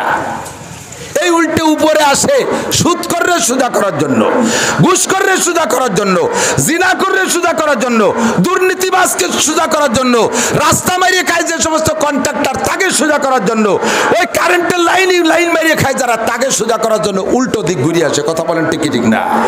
জহরাল ফাসাদু ফিল বাররি ওয়াল বাহরি বিমা কাসাবাত আইদিন নাস। আল্লাহ পাক বলেন, জলে এবং স্থলে যত ফাসাদ দেখো, যত আযাব আর গজব দেখো, বিমা কাসাবাত আইদিন নাস, এগুলো সবই তোমাদের হাতের কামাই, এগুলো সবই তোমাদের হাতের কামাই। এ সুদখোর সাবধান, তুমি যে গুনাহগুলো করতেছো, 1 টাকা সুদ খাইলে যে গুনাহ হয় 70টা গুনাহ। তার ভিতরে নাম্বার 1 গুনাহ আল্লাহ রসুলের সাথে যুদ্ধ করার গুনাহ। আল্লাহ রসুলের সাথে কোনো মুমিনে যুদ্ধ করতে পারে না। ঈমান থাকলে আল্লাহর সাথে লড়াই করতে পারে না, ঈমান থাকলে রসুলের সাথে লড়াই করতে পারে না। তোমার ঈমান নষ্ট হয়ে গেছে সুদে কারবারের কারণে 1 নাম্বার। আর 70 নম্বরের গুনাহ হলো, আল্লাহ নবী বলেন, ওয়া আইসারুহা আইজান কে হার রাজুলু উম্মা। আর 70 নম্বরের গুনাহ হলো আপন মায়ের সাথে জিনা করা।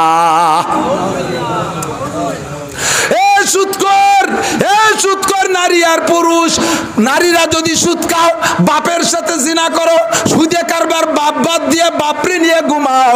আর পুরুষরা যদি জিনা সুদ খাও, তাহলে মায়ের সাথে জিনা করো, সুদে কারবার বাদ দিয়ে মাকে বিছানায় নিয়ে ঘুমাও।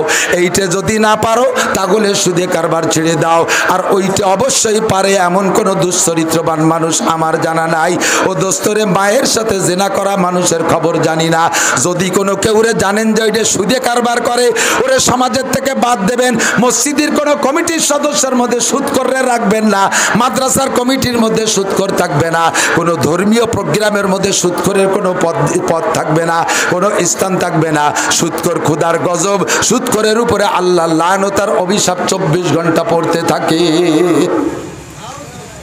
হারাম টাকা খাবি, সুদের হারাম টাকা, এ হারামে আরাম নাই। কথা বলে হারামে আরাম নাই। ডকবে রাইফেলের গুলির মতো চিকুন হইয়া পিছন দিয়ে বুগলা নিয়ে বেরোয় যাবে, পিছনে বুগলা নিয়ে বেরোয় যাবে। হাজার হাজার প্রমাণ, জীবন ভরে কামাই করছো সুদের টাকা, এমন এক টান দিয়ে নিয়ে চলে যাবে, জীবন ধরিও রাখতে পারবে না। যদি তোমার জীবদ্দশায় নাও যায় এই সুদে ঘুষে টাকার সম্পদ, তুমি মারার পরে সর্বোচ্চ তোমার সন্তানদের মধ্যে 40 বছর থাকবে। এই 40 বছরের উপাসে আর হারাম টাকা রাখতে পারবে না। এরপরে তোমার সন্তানরাই ভিক্ষে করে খাইয়ে মরবে। হালাল যদি অল্প হয়, হালালে বরকত আছে। কথা বলেন ঠিক না? কুত্তো হালাল না হারাম? কুত্তো খাওয়া, জবাব দেবেন না একটু? কুত্তো খাওয়া, ছাগলের গোস্ত, ফাটার গোস্ত, ফাটা হারাম, আইডিয়ার গোস্ত, তা আইডিয়ার ফাটার পার্থক্য কি?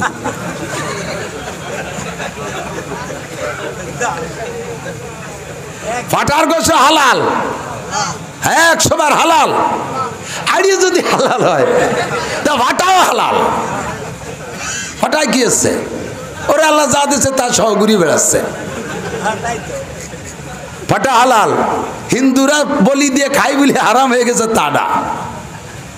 ওরা খাসি খায় না, তাহলে ফাটাও খায় খাসিও খায়, তো দুইটারে তারা একরকম মনে করে। বাকি ওকে কোনো এক পুজোয় ফাটা বলি লাগে তাই দেয়। ফাটাও হালাল, খাসিও হালাল, কুত্তো হালাল না হারাম? হারাম, ঠিক না? দেশে কুত্তই বাচ্চা বেশি হয় না ছাগলের বাচ্চা বেশি হয়? কুত্তাই বাচ্চা বেশি হয়। জীবনে একটা কুত্তো জবই দেখাইছেন? জামাই আসলে কুত্তো জবই দেখাওয়ান? আপনি শ্বশুর বাড়ি গেলে কি সাউরি কুত্তো জবই দেখা হয়েছে?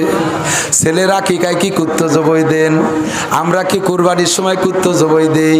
কোনো জায়গা কুত্তরে কাজে লাগাই না। এক একটা কুত্তে 4টে 5টা 8টা পর্যন্ত বাচ্চা দেয়। একটা ছাগলে 2টা 3টে করে বাচ্চা দেয়। বন্ধুরে, আকিকায় ছাগল জবই হয়, কুরবানিতে ছাগল জবই হয়, ওরে বিভিন্ন অনুষ্ঠানে ছাগল জবই হয়, হোটেলে গেলে ছাগলের গোস্ত পাওয়া যায়। সারাটা বছর ছাগল জবই হয়, এরপরও দেশে ছাগলের সংকট নাই। অথচ এখনো পর্যন্ত দুনিয়ায় যে পরিমাণ ছাগল আছে ওই পরিমাণ কুত্তা নাই, ওই পরিমাণ কুত্তা নাই। কথা বলেন ঠিক ঠিক না? ওরে দোস্তরে, হালালে এত বরকত, হারামে কোনো বরকত নাই। কারণ কি? বরকত যে সময় পাইবে ওই সময় পায়, বরকত চাইয়ে নেয় না। বরকতের সময় দুইজনের দুই অবস্থা। আমার দিক, বরকতের সময় দুইজনের দুই অবস্থা। বরকত নাজিল হয় শেষ রাত্রের পরে যাইয়া, রাত দুপুরের পরে যাইয়া ফজর পর্যন্ত বরকত নাজিল হয়। রাত দুপুরের পরে যে ফজর পর্যন্ত বরকত নাজিল হয়। আল্লাহু আকবার। ছাগলগুলো দিনভর খাইয়ে টেয়ে যাইয়া এরপরে সন্ধ্যার পরে ঘরে ঢুকাই দেই আমরা। ঘরে ঢুকেই ছাগলগুলো ঘুমাই যায়। একেবারে ফজরের আজান দিলে ছাগলে কান খুলি, ওই সময় ছাগলগুলো সজাগ হয়ে যায়। আর কুত্তটা রাতভর দৌড়াদৌড়ি করে, ফেসবুক আতইরে দৌড়াদৌড়ি করে, মদের বোতল আতইরে দৌড়াদৌড়ি করে, আবার বোতল আতইরে কুত্তগুলো দৌড়াদৌড়ি করে। রাতভর কুত্ত এ জায়গা ও জায়গা টোটো আরে। আর শেষ রাত্রি যে কায়তো এ সোহের পর রাতে ঘুমাই যায়। কতক্ষণ ঠিকই ঠিক না? এ দোস্তরে, যে সময় বরকত পাবে ওই সময় কুত্তগুলো ঘুমায়, আর যে সময় বরকত হবে ওই সময় ছাগলগুলো সজাগ হইয়া যায়। এই জন্য ছাগল হাজারো জবাই করার পরে ছাগলের সংকট নাই, ছাগলের মধ্যে বরকত আছে। আর কুত্ত বরকতের সময় ঘুমাই তাই। কতক্ষণ? মোমেন মুসলমান সময় মতো ঘুমায়। ভাই বলেছি ঈশান নামাজ পড়ে ঘুমায় যাও, রাত 9টা 10টার মধ্যে ঘুমায় যাও। 6 ঘন্টা ঘুমাইলে 4টের সময় তোমার ঘুম ভেঙে যাবে। তাহাজ্জুদ পড়তে পারবা, সময় মতো ফজর পড়তে পারবা, তোমার মধ্যে বরকত হবে। অল্প কামাই করে বরকত পাবা, এই অল্প কামাই করে বরকত পাবা। আমার এক দারোগা কয়, হুজুর, এর নিজেই বলতেছে, নিজের শিকায়ত নেই। আমাকে এই গোপালগঞ্জে ছিল, এই দারোগা থানার মধ্যে দাঁড়ায় কয়, হুজুর 55,000 টাকা পাই। মাসের শেষে যাইয়া অনেক জায়গা দিন হইয়া যাই, অথচ মাদ্রাসার হুজুর 3000 4000 5000 টাকা পায়। ওই টাকার ভিতর দিয়ে হুজুর সব কিছু সুন্দর দামি দামি পোশাক, আবার এইরকম দামি রুমাল 3-4 কেন ব্যবহার করে। হুজুরির পকেটে 12 মাস কালা তোর থাকে, খাইয়ে দেয় একেবারে তেল কই ভাব। আবার বছরের শেষে 20-30 হাজার টাকার জমিও রাখে, সুন্দর সুন্দর ঘর দেয়। আমার তো বুঝে আসে না কারণ কি। আমি কইলাম দোস্ত, হুজুর শেষ রাত্রি উঠাই লাগে, হুজুরের ফজরের নামাজ পড়াই লাগে, মসজিদে ইমামতি করাই লাগে, আজান তার দেওয়াই লাগে, মুনাজাত তার করাই লাগে। প্রত্যেক দিন যে টাইমে বরকত হয় ওই টাইমে ওই হুজুর সজাগ থাকে, আল্লাহর কাছ থেকে বরকত নেয়। আর তোমরা রাতভর টোটইরে বেড়াও, রাতভর টোটইরে বেড়াও, ট্রাকের সাথে মুসাফা করো, আর একজনের সাথে মুসাফা করো, রাতভর মুসাফা করে বেড়াও, ঘুরে ঘুরে বেড়াও। আর যখন বরকত হয় ওই সময় ঘুমাই যাও। কাজেই তোমার বংশের মধ্যে বরকত নাই। খাইছে ধরা, নিজেই স্বীকার করে হুজুর আল্লাহর কসম আপনার সত্য। আর মাঝে মাঝে ইচ্ছায় অনিচ্ছায় 2-4 টাকা আজে বাজে ঢুকিয়ে যায়, না খাতে চালিয়েও ঢুকে যায়। এই জন্যে এক বালতি দুধের ভিতরে 1 ফুটা যদি পেশাব দেওয়া হয় তাহলে পুরো দুধ হালাল না হারাম? জোর হলো না? 55,000 টাকা বেতন পাইয়া ওর মধ্যে মুসাফার 20 টাকা ঢুকাইলে 55,000 টাকারই নষ্ট করে বেলায়। কাজেই তোমার বরকত থাকে না। আর ইমাম সাহেবের 3 টাকার মধ্যে কোনো ভেজাল নাই, ওর মধ্যে আল্লাহর রহমতে বরকত আর বরকত। কথা বলেন ঠিক না? যারা সুদে কারবার করেন, ও বাবা পায় ধরি মাপ চাই, আল্লাহর হস্তে তওবা করেন, অন্তর থেকে একটু তওবা করেন। আল্লাহর নবী বলেন আমি মেরাজে যে দেখে আসছি। এর আগে হুজুর একদিন সাহাবায়ে কিরামদেরকে নিয়ে মসজিদে নববীতে রাতের একটা স্বপ্ন শুনাইলেন। হুজুর বলেন আমারে 2টা লোক আইসা, আমি স্বপ্নে দেখি আমারে 2টা লোক আমার বগলের নিচ দিয়ে হাত দিয়া আমারে কাঁধে করে নিয়ে উড়ায় চলে গেছে। যাইতে যাইতে যাইতে যাইতে বহু দূর যাইয়া দেখি অনেক উপরে চলে গেছে। যাইয়ে দেখি একটা বুড়ো লোক বসা, একটা আম গাছতলা বা কোনো একটা গাছের নিচে একটা বুড়ো লোক বসা। ওই বুড়ো লোকটার সামনে, ওই বুড়ো লোকটার একেবারে গোল সামনে ছোট ছোট কিছু পোলাপান বসা। আর বুড়ো লোকটার ডাইন পাশেও কিছু লোক আছে, বুড়ো লোকটার বাম পাশেও কিছু লোক আছে। আমি সেখানে গেলাম, যার পরে জিজ্ঞেস করলাম ভাই আপনার নাম কি? উনি কে আমার নাম জিব্রাইল। আপনার নাম কি? আমার নাম মিকাইল। জিজ্ঞেস করলে এই বুড়োর নাম কি? কয় বুড়োর নাম ইব্রাহিম আলাইহিস সালাম। সামনে যারা বসা এরা কারা? হযরত জিবরিল বললেন মুসলমানের সন্তান যারা শিশুকালে মারা গেছে নাবালেগ থাকতে, মুসলমানের সন্তান যারা নাবালেগ থাকতে মারা গেছে, এই নাবালেগ সন্তানদের আব্বা মা ভালো নিয়ত করুক আর মন্দ নিয়ত করুক, সন্তানের প্রতি অনেক আব্বা আছে আল্লাহ যদি একটা ছেলে দেয় চলচ্চিত্রের নায়ক বানাবো, এরকম কিছু আল্লাহওয়ালা বাপ আছে না? আল্লাহ যদি মেয়ে দেয় তাহলে একটা নায়িকা বানাবো। আজকে ফেসবুকের ভিতরে না ইউটিউবের ভিতরে যেন দেখলাম, আল্লাহু আকবার, বাংলাদেশের একজন উল্লেখযোগ্য নায়িকা, তোমরা যুবকরা চেনো, নাম কব না, ওনার সন্তান হয়েছে, সন্তানটা নিয়ে উনি গেছে বাপের বাড়ি।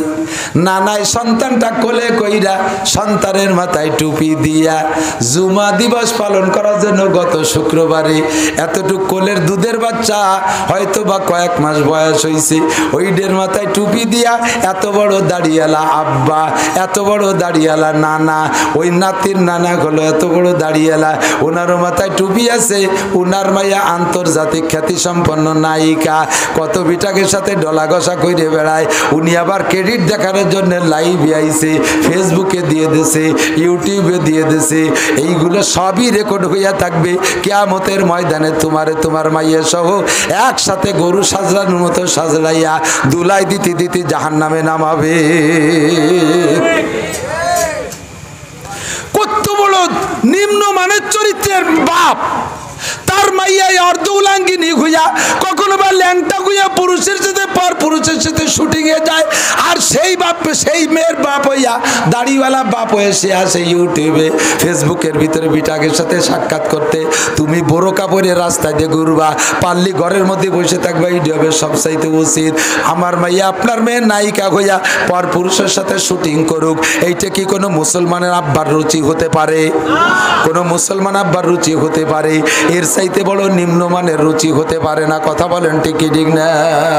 ও মুসলমান, তুমি যদি সুদে কারবার করো, সুদের কারবার করো, নিজের মায়ের সাথে জিনা, সাহাবায়ে কেরাম বললেন ওগো নবী 1 টাকায় কয়বার জিনার গুনাহ হবে? আল্লাহ নবী বলেন আর রেবা বিদিরহামিন কাসিতু ওয়া সালাসিনা জিনিয়া, 1 দিরহাম পরিমাণ সুদ খাইলেও দিলে আপন মায়ের সাথে 36 বার জিনার গুনাহ, 36 বার জিনার গুনাহ, 36 বার জিনার গুনাহ। ওই মুরব্বী ওই জিবরিল আলাইহিস সালামকে নবী পাক জিজ্ঞেস করলেন মুরব্বীর নাম কি? কয় এইটা হলো ইব্রাহিম আলাইহিস সালাম। সামনে যে বাচ্চাগুলো বসা আছে মুসলমানের বাচ্চা, এই অমুসলমানের বাচ্চা, শিশুকালে যারা মারা গেছে তাদেরকে আল্লাহ তাআলা ইব্রাহিম আলাইহিস সালামের মক্তবে ভর্তি করে দিয়েছে। ডাইন পাশে কিছু দেখে যায়, এগুলো কারা? এগুলো মুসলমানের সন্তান, এগুলো জান্নাতি। বাম পাশে কিছু দেখা যায়, এগুলো কারা? এগুলো মুসলমানের সন্তান, এগুলো জাহান্নামী। এরপরে চলে গেছে আরো উপরে, যাইতে যাইতে যাইতে যাইতে জাহান্নামের কিনারে চলে গেছে। ওখানে গিয়ে দেখতেছেন একটা গর্তের ভিতরে বিশাল আগুন, নিচের দিকটা প্রশস্ত, উপরের দিকটা চাপা, নিচের দিকটা প্রশস্ত, উপরের দিকটা চাপা। আমাদের পারিবারিক চুলা যেভাবে বানায়, নিচের দিকটা খোলা, উপরের দিকটা চাপা, ওই চুলার ভিতরে লক্ষ লক্ষ মানুষ, নারী আর পুরুষ একসাথে চিল্লাপাল্লা করতেছে, আর ওখান থেকে আগুনের শোলায় উপরের দিকে বেরোয় আসতে চাইতেছে। যখন কিনারে মুখে মুখে চলে আসে, ওরা একটু ওই চুলাটার মুখ ধইরা উঠতে চেষ্টা করে, আবার আগুনের সা করে নিচের দিক টান দিয়ে নিয়ে যায়। নবী পাক কিছুক্ষণ দাঁড়ায় দেখলেন এই নারী আর পুরুষগুলো সবই ল্যাংটা, উলাঙ্গা আর উলাঙ্গিনী। নবী পাক বললেন ও জিবরাইলিরা কারা? হুজুর কয় দেখেন, আরো দেখেন। জিবরাইল বলেন হুজুর আরো দেখেন, আরো দেখেন। ওই মানুষগুলো চিৎকার মেরে বলতেছে রব্বানা আখরিজনা মিনহা ফাইন উদনা ফাইন্না জালিমুন। রব্বুল আলামিন আরেকটা বার বের করে দাও, ও আল্লাহ একটা বার সুযোগ দাও, আল্লাহ একবার বুঝি নাই ভুল করে আসছি, আর একটা বার তুমি সুযোগ দাও। ও আমার যুবকরা, আমার যুবতী বোনরা ভালো করে লক্ষ্য কর, আল্লাহু আকবার। আমার নবীর স্বপ্ন সম্পূর্ণ ওহী, নবীর স্বপ্ন ওহী। নবী পাক বলতেছেন আমি নিজ কানে শুনে আসছি, ওরা বলতেছে রব্বানা আখরিজনা মিনহা ফাইন উদনা ফাইন্না জালিমুন। আর একটা বার বের করে দাও, পুনরায় অন্যায় করলে তখন তুমি যা বলবা তাই, আমরা আর কোনোদিন আপিল করব না। আল্লাহ পাক কোনো জবাব দেয় না, আগুনে পুড়তেই আছে। নবী বললেন জিবরাইল এরা কারা? জিবরাইল বললেন হুজুর কুল্লু হা উলা ইজ্জুনাত, এই নারী আর পুরুষ সব ব্যভিচারী, ব্যভিচারিণী, এরা জিনাকর নারী আর পুরুষ। পুরুষরাও জিনা করতো, নারীরা জিনা করত। জিনার বিচার কোটি কোটি বছরে চুলার মধ্যে পড়ে থাকবে। জিনার স্বভাব যারা আছে তওবা কর, এক্ষুনি তওবা কর, আল্লাহ মাফ করে দিবে।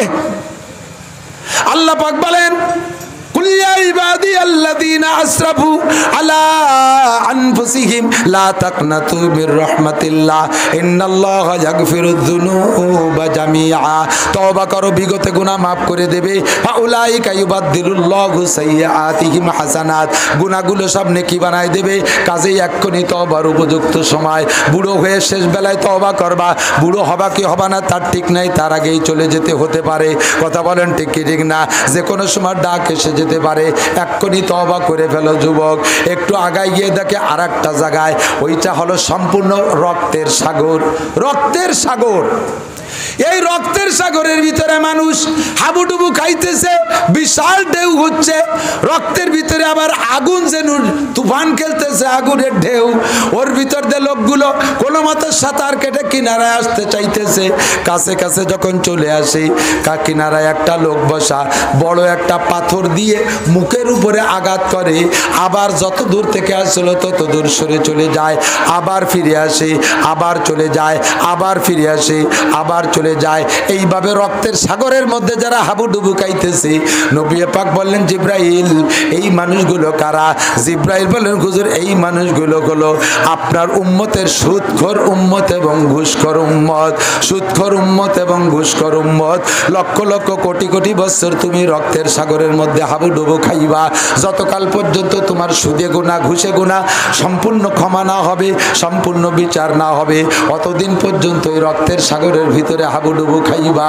ওখান থেকে একটু এগোই গিয়ে দেখে এক শ্রেণীর মানুষের মাথার এই মুখের ভিতরে ছুরি ঢুকই দিয়া, এই মুখের মধ্যে ছুরি ঢুকই দিয়া এই পাশে কান পর্যন্ত ফেড়ে নিচ্ছে, আবার এ পাশ থেকে নিয়ে এই পাশে মুখের মধ্যে ঢুকাই দিয়া কান পর্যন্ত নিচ্ছে, এ পাশ ভালো হয়ে যাচ্ছে। ছুরিটা বড় ধারালু, ছুরিটা বড় বিষাক্ত ছুরি, আর এমন ভাবে চিৎকার মারতেছে লোকটা যা শোনার মতো না। এই লোকটার এভাবে এভাবে ফাটতেই তালে আছে। হুজুর জিব্রাইলকে বললেন জিব্রাইল এই মানুষগুলো কারা, এদেরকে এই বিচার করা হচ্ছে? জিব্রাইল বললেন হুজুর এরা হলো আপনার উম্মতের ওই সকল মানুষ যারা মানুষকে অকথ্য ভাষায় গালি দিত, কটূক্তি করত, মানুষ সম্পর্কে গীবত শিকায়ত করত, সমালোচনা করত, মানুষের নামে মিথ্যা অপবাদ তৈরি করত, মানুষকে সামাজিকভাবে হেয় প্রতিপন্ন করত, মিথ্যা কথা বলতো। এই মুখের জবানের দোষের কারণে তার বিচার হলো এইভাবে লেগাম ফাড়া হবে। এক জায়গা কয়জন বসলে বসেই গীবতের আলোচনা, কথা বলতে গেলে মিথ্যা কথা, যদি কেউ প্রতিপক্ষরে হারাইতে হয়, কোনো মানুষকে সমাজে যদি ডাবাইতে হয়, তাহলে তার নামে তাজা খাড়া একটা মিথ্যা অপবাদ তৈরি করা।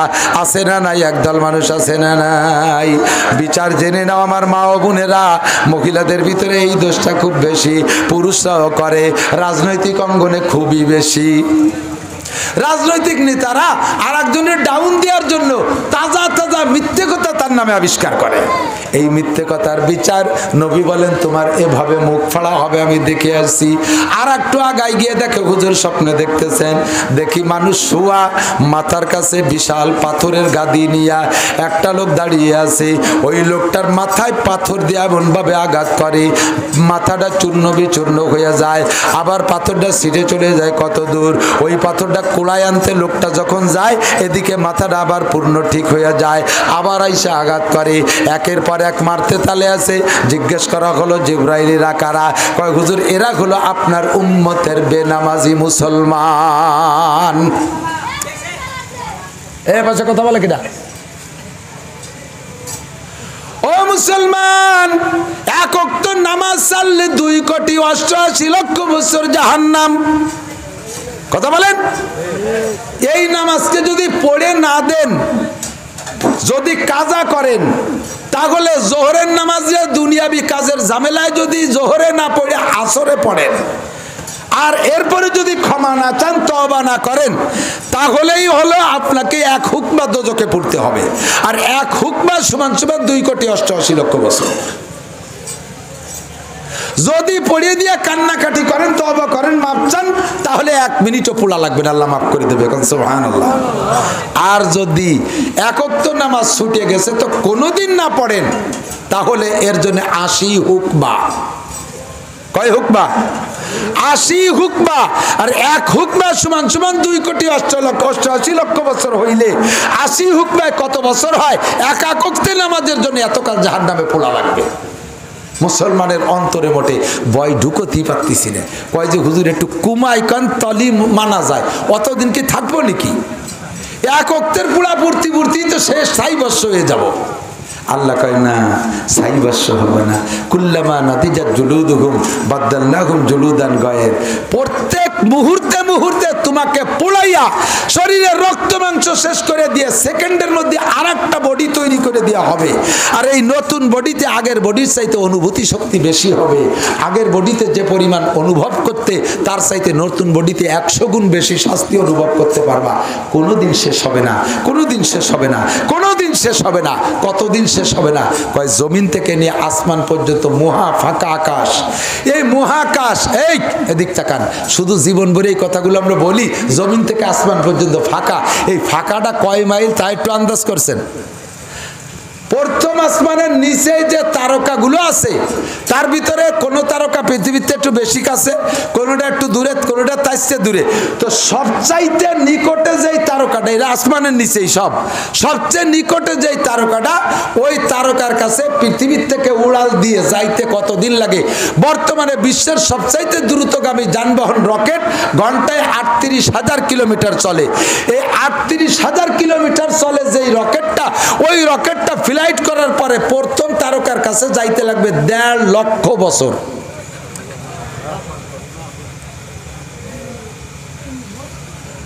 যে ঘন্টায় চলে ৩৮,০০০ কিলোমিটার,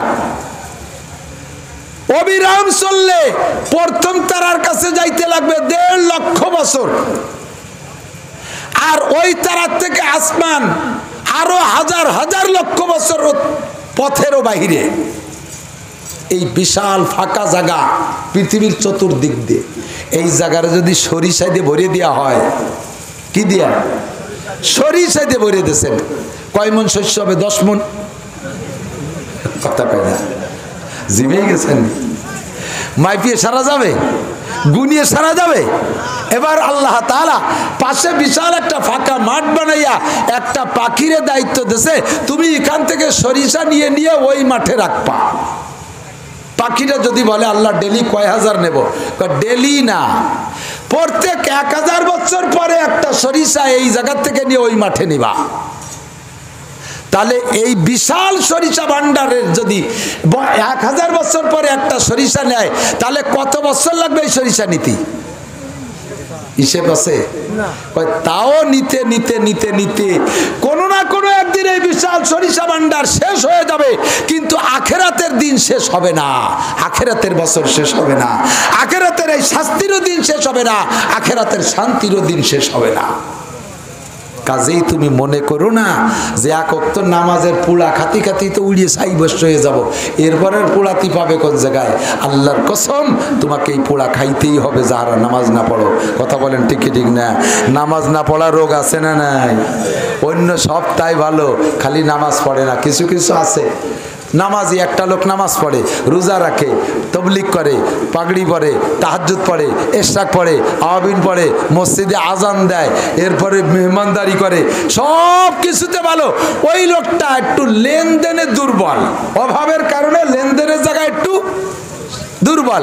আর একটা লোক নামাজ নাই, রোজা নাই, হজ নাই, যাকাত নাই, টুপি নাই, দাড়ি নাই, পাগড়ি নাই, জুব্ব নাই, ঢিলা নাই, কুলুক নাই, ফরজ নাই, ওয়াজিব নাই, জিনা আছে, মদ আছে, গাঁজা আছে, ইয়াবা আছে, জারি যাত্রা, কলসা, বেপর্দা, যত আকাম সব করে, আইলটালে, জাল দলিল, মিথ্যে সাক্ষী, মিথ্যে মামলা, পরের জমি দখল করে আর একজনের দখল করে, যত প্রকার দুর্নীতি আছে সব করে। উনি লেনদেনে খালি ভালো, লেনদেনে কে থেকে টাকা নিলি টাইম মতো দিয়ে দেয়, এর কোন জায়গা সুস্থ নাই, সারা গা অসুস্থ, এক জায়গা একটু ভালো, আর আরেকজন সারা গা ভালো, লেনদেন একটু অসুবিধে। এই লোক যাইয়া ওই লোক রে, যার কোনো দোষ নাই, শুধু লেনদেন একটু দোষ, তার কথা কয় নামাজ পড়ে কি হবে, ওরম নামাজে কি হবে, আমি নামাজ না পড়লেও তো গেছে আমার ইমান ভালো আছে। ওনার হলো খালি লেনদেন টুক ভালো, জীবনে একটা নামাজ রোজা রাখে না, রমজান মাসে ওপেনে খোলামেলা খায়, ওই একটা জুমার নামাজও পড়ে না, ঈদের নামাজও পড়ে না, সব আকামের গুরু, শুধুমাত্র একটা জায়গা ভালো, পয়সা করি আছে, লেনদেনটা ঠিক রাখে। এই জন্য আর সবাই রে নিয়ে চিনি, হুজুরকে নিয়ে তোর নামাজি চিনি, তোর তাবলিগলা চিনি, তো তুই কি আছিস, নামাজ পড়িস? একজন আমার কাছে আইছে এতগুলোর এই তাগি সুতো নিয়ে, হুজুর কমপক্ষে 65 বছর হবে বয়স। আমি ফার্স্টে বুঝতেই পারি নাই হিন্দু না মুসলমান। আইসে কয় হুজুর এই সুতো কাটা একটু পরিয়ে দেন, কি যে আলাই গলাইতে ধরছে, এত ভালো ইয়ে চলি, তারপরও আজাব গজব সব আমার উপর দিয়ে, একটু পরিয়ে দেন।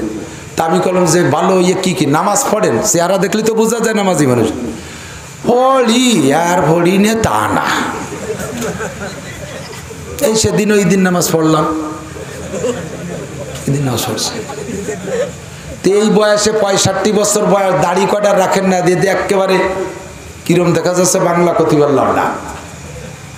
তো তো দাড়ি কটা রাখেন না কা? হ্যাঁ রাহা দরকার। তো এই যে বিড়ি খান বলে মনে হয় যেন ঠোঁটের কালা কালা, একটু না খাইয়ে তো পারি না। তুমি কি অরতা টের পাও না, অন্যায় তুমি খুঁজে পাচ্ছ না। এক নম্বরে নামাজ পড়ো না, আর বুড়ো মানুষ আইসে এমন এক প্যান্ট পরি আমার দ্বারে বইছে, সে বুড়ো মানুষেরও ভাষার পুলও দেওয়া যাচ্ছে। তো তুই বুড়ো বয়সে 65 বছর বয়সে আজও নামাজ পড়লি না, এই পাঙ্কু পুলাপানের মতো প্যান্ট পড়লি, দাড়ি করে রাখতে পারলি না, সিগারেট খালি, নিশ্চয়ই পর্দা করিস না, মসজিদ মাদ্রাসা সিরিস না, আলাই বেলাই তুই দরে কেন তা তুমি খুঁজে পাও না। কি যে অন্যায় করি বুঝি না। উনি আবার নামাজি মানুষের কয় হুজুররা ও নামাজ পড়ি কি হবে, আছে না নাই? তোমার সারাগা রোগ তার হামাশো দাগ দাগ পুম্বা কো জানে হাম এক দিলে মান সদা রেজু দিল বা কো জানে হাম। এলোমেলো ভাবে রোগের নাম কইয়ে যাইতেছি, যার মধ্যে দোষ আছে সাবধান। আল্লাহ নবী বলেন সালাসাতুন কদ হারামাল্লাহু আলাইহিমুল জান্নাহ, 3 ব্যক্তির জন্য জান্নাত হারাম। 1 নম্বরে মুদমিনুল খামার, 1 নম্বরের নিশাখোর, 1 নম্বরের নিশাখোর। এবাখোর তওবা করো, গাঁজাখোর তওবা করো, হিরোইনখোর তওবা করো, আঠাখোর তওবা করো, জারাজা খাও তওবা করো, নিশাখোর তওবা করো, সিগারেট বিড়িখোর তওবা করো। তোমার মুখে যদি নাপাকের এই সমস্ত হারাম খাদ্যের গন্ধ থাকে, ওই অবস্থায় মরণ হইলে মৃত্যুর সময় তোমার কলেমা নসিব হবে না। আর মরণকালে কলেমা নসিব না হইলে তোমার মরণ আর হিন্দুর মরণ, তোমার মরণ আর খ্রিস্টানের মরণ, তোমার মরণ আর ফেরাউনের মরণ, তোমার মরণ আর আবু জাহেলের মরণ, তোমার মরণ আর আবুল আহাবের মরণ। কোনো পার্থক্য নাই, কোনো পার্থক্য নাই। ওরে সব এক দরে বিক্রি হয়ে যাইবা। কাজে কাজেই মরার সময় যদি কলেমা নসিব হইতে হয়, নিয়মিত 5 ওয়াক্ত নামাজ পড়ো, সুদে কারবার সাইরা দাও, গাঁজা মদ ইয়াবা ফেনসিডিল সাইরা দাও, বিড়ি সিগারেট সাইরা দাও। 1 নম্বরে হারাম জান্নাত, জান্নাত হারাম তাদের জন্য যারা নেশাখোর, নেশা ছাড়ো। 2 নম্বরে আল আক, যারা মা বাবার নাফরমান সন্তান, বৈধভাবে মা বাবার কথা মানো না, মা বাবা যত বৈধ হুকুম করে এগুলো যারা না মানে, মা বাবার খেদমত করে না, টাকা পয়সা কামাই করে মা বাবা এদিক অনেকে আছে মার কাছে টাকা, মারে টাকা, বুড়ি হয়ে গেছে মা, মার কোনো খরচ নাই, মারে সব দেয়, কাপড় দেয়, পোশাক দেয়, বেড বালিশ সব কিছু দেয়, ওষুধ পানি সবটা দেয়, খাবারটা কিনে এনে দেয়, কিন্তু মার হাতে 10টা টাকা দেয় না, বাপের হাতে 10টা টাকা দেয় না। তুই আব্বা মারে টাকা দেয় না, কই ওনাকে দরকার, ওনাকে তো টাকা লাগে না, যা লাগবে সব দেয়। আরে পাগল, তুই জীবন ভরে সব দিছিস, একবার ব্রিফকেস ভরে মার জন্য আধা ব্রিফকেস স্বর্ণ আনবি, মার জন্য ব্রিফকেস ভরে দামি দামি কাপড় আনবি, দেশ বিখ্যাত ফল ফ্রুট আর বড় বড় মাছ আনবি এক পাশে, আর একই সাথে 1 বান্ডিল 1000 টাকার নোট মার কাছে দিবি এই পাশে। দেখবি কোনটার দিকে আগে তাকায়, ও টাকার বান্ডিলের দিকে আগে তাকায়, টাকার বান্ডিলের দিকে আগে তাকাবে।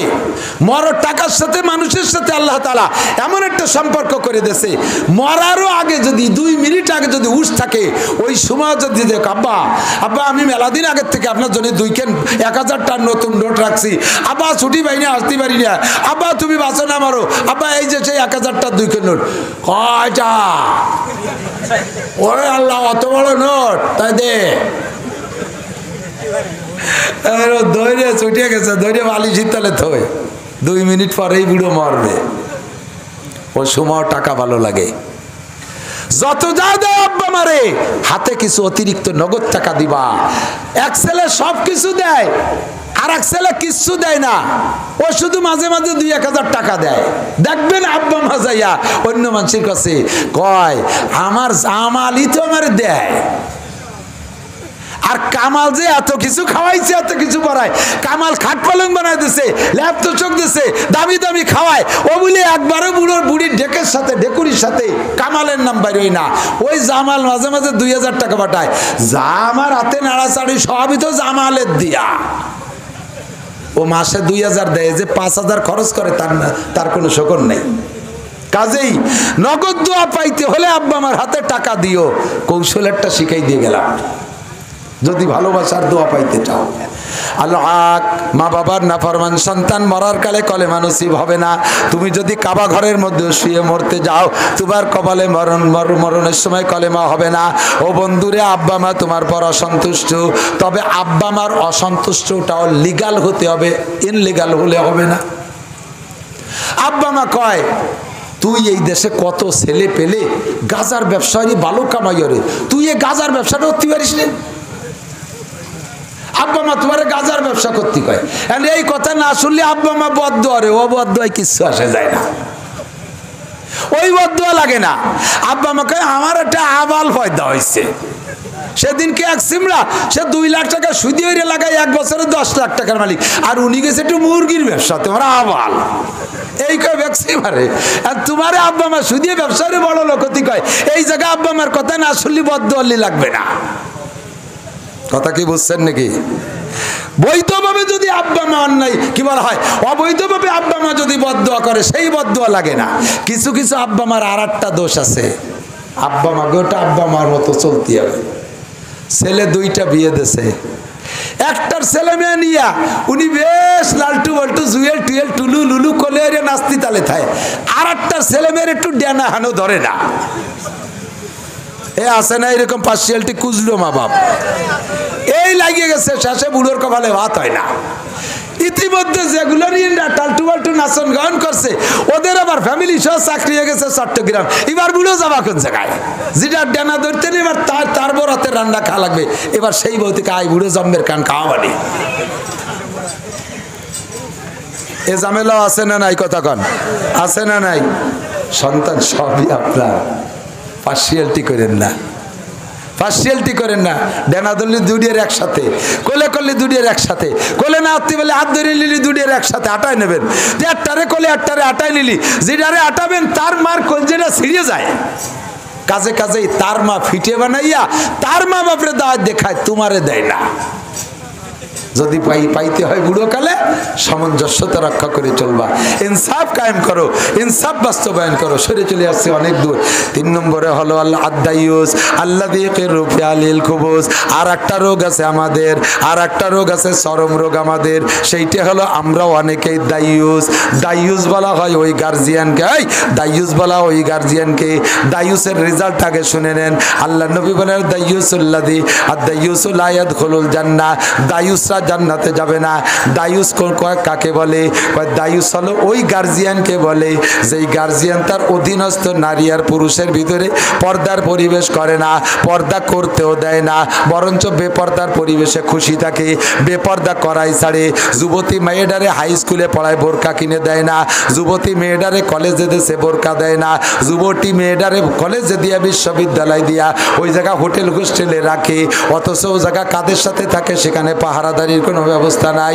যুবতী মেয়েটারে তার স্বাস্থ্য ভাই খালাতো ভাই এদের সাথে ঘোরাফেরার করার সুযোগ দেয়, যুবতী মেয়েটারে দুলোভাইয়ের সাথে ঘোরাফেরার সুযোগ করে দেয়, যুবতী মেয়েটারে কক্সবাজার কুয়াকাটা ওর স্কুল হাই স্কুল কলেজ বিশ্ববিদ্যালয়ের ছেলে মেয়েদের সাথে টিম ধরে মেয়ে চলে গেছে কুয়াকাটা। আব্বাই মসজিদে বসে সুবহানাল্লাহ পড়ে, উনি তবলিগি যে 3 চিল্লে দে সুবহানাল্লাহ। ওরে আমল, বুড়ো শ্রেষ্ঠ তাহাজ্জুদ পড়ে। এই উনি গেছে 1 চিল্লা 3 চিল্লায়, এর মধ্যে খবর আছে যে উনার মাইয়ে কুয়াকাটা থেকে সাল লাগাতে চলে গেছে। সাল লাগানো বোঝেন? বছরে চিল্লে আড়াই গেছে, খবর নেই।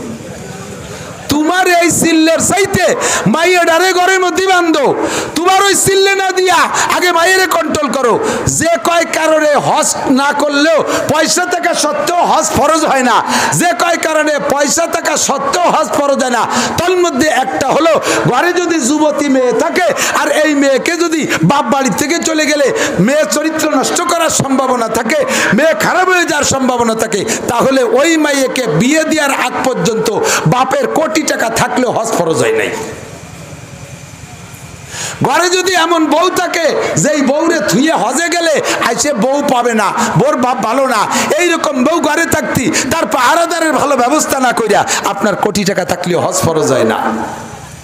হজ শুধু টাকায় ফরজ হয় না, ঘরে বৃদ্ধ মা বাবা আছে, খেদমতের কেউ নাই, আমি হজে গেলে আমার আব্বার কি উপায় হবে, এই জন্য হজ না করিয়া বাড়ি থাকতে হবে। কোটি কোটি টাকা থাকলেও হজ ফরজ হয় না। বাড়ি স্ত্রী প্রেগনেন্ট, যে কোনো সময় ডেলিভারি হওয়ার সম্ভাবনা আছে, হজ পেয়ে গেছেন আপনি, না আপনাকে এই স্ত্রী, অসুস্থ স্ত্রী রেখে তার পরিচর্যার লোক না থাকলে, আপনার কাছে হাজার হাজার কোটি টাকা থাকলে আপনার হজ ফরজ হয় না। হজ শুধু টাকার উপরে ফরজ হয় না, হজ ফরজ হইতে অনেক কিছু লাগে। আপনার এই যুবতী মেয়েকে ঘরে থুইয়া, আপনার যুবতী মেয়েকে কলেজ বিশ্ববিদ্যালয় দিয়া, আপনার বাড়ি এই পরিবেশ ভালো না, সেই অবস্থায় আপনি চলে যাচ্ছেন চিল্লায়, অথচ এদেরকে কন্ট্রোল করেন না। আপনার চিল্লের উপরে, তবলিগের উপরে মানুষও অপবাদ দেবে, মানুষের সমালোচনা করবে। কথা বলেন ঠিক কি ঠিক না? এই সমস্ত মরণ ব্যাধিগুলো সমাজে আছে না নাই? এগুলো সব কলবের রোগ। এগুলো কিসের রোগ? এই কলবের রোগের চিকিৎসার জন্য আল্লাহ পাক বলেন ওয়ায়ুযাক্কিহিম, নবী তোমাদের তাজকিয়া নফস করবে, চরিত্রের চিকিৎসা করবে। ওয়ায়ুআল্লিমুহুমুল কিতাব, তোমাদের কোরআন হাদিস থেকে শরীয়তের মাসালা শেখাবে। ওয়াল হিকমা, এবং তোমাদেরকে বয়ান বক্তৃতা, দেশ চালানোর জন্য যত যোগ্যতা লাগে, যত কৌশল লাগে, সব শিখাবে নবী পাক। আর এই সমস্ত শিক্ষার জন্য একটা মার্কাজ লাগবে। ওই মার্কাজটার নাম হবে মাদ্রাসা। মক্কায় থাকতে রসুলের মাদ্রাসার নাম ছিল দারে আরকাম। হযরত আরকাম রাদিয়াল্লাহু আনহু বাড়ি বসে হুজুর পড়াইতেন।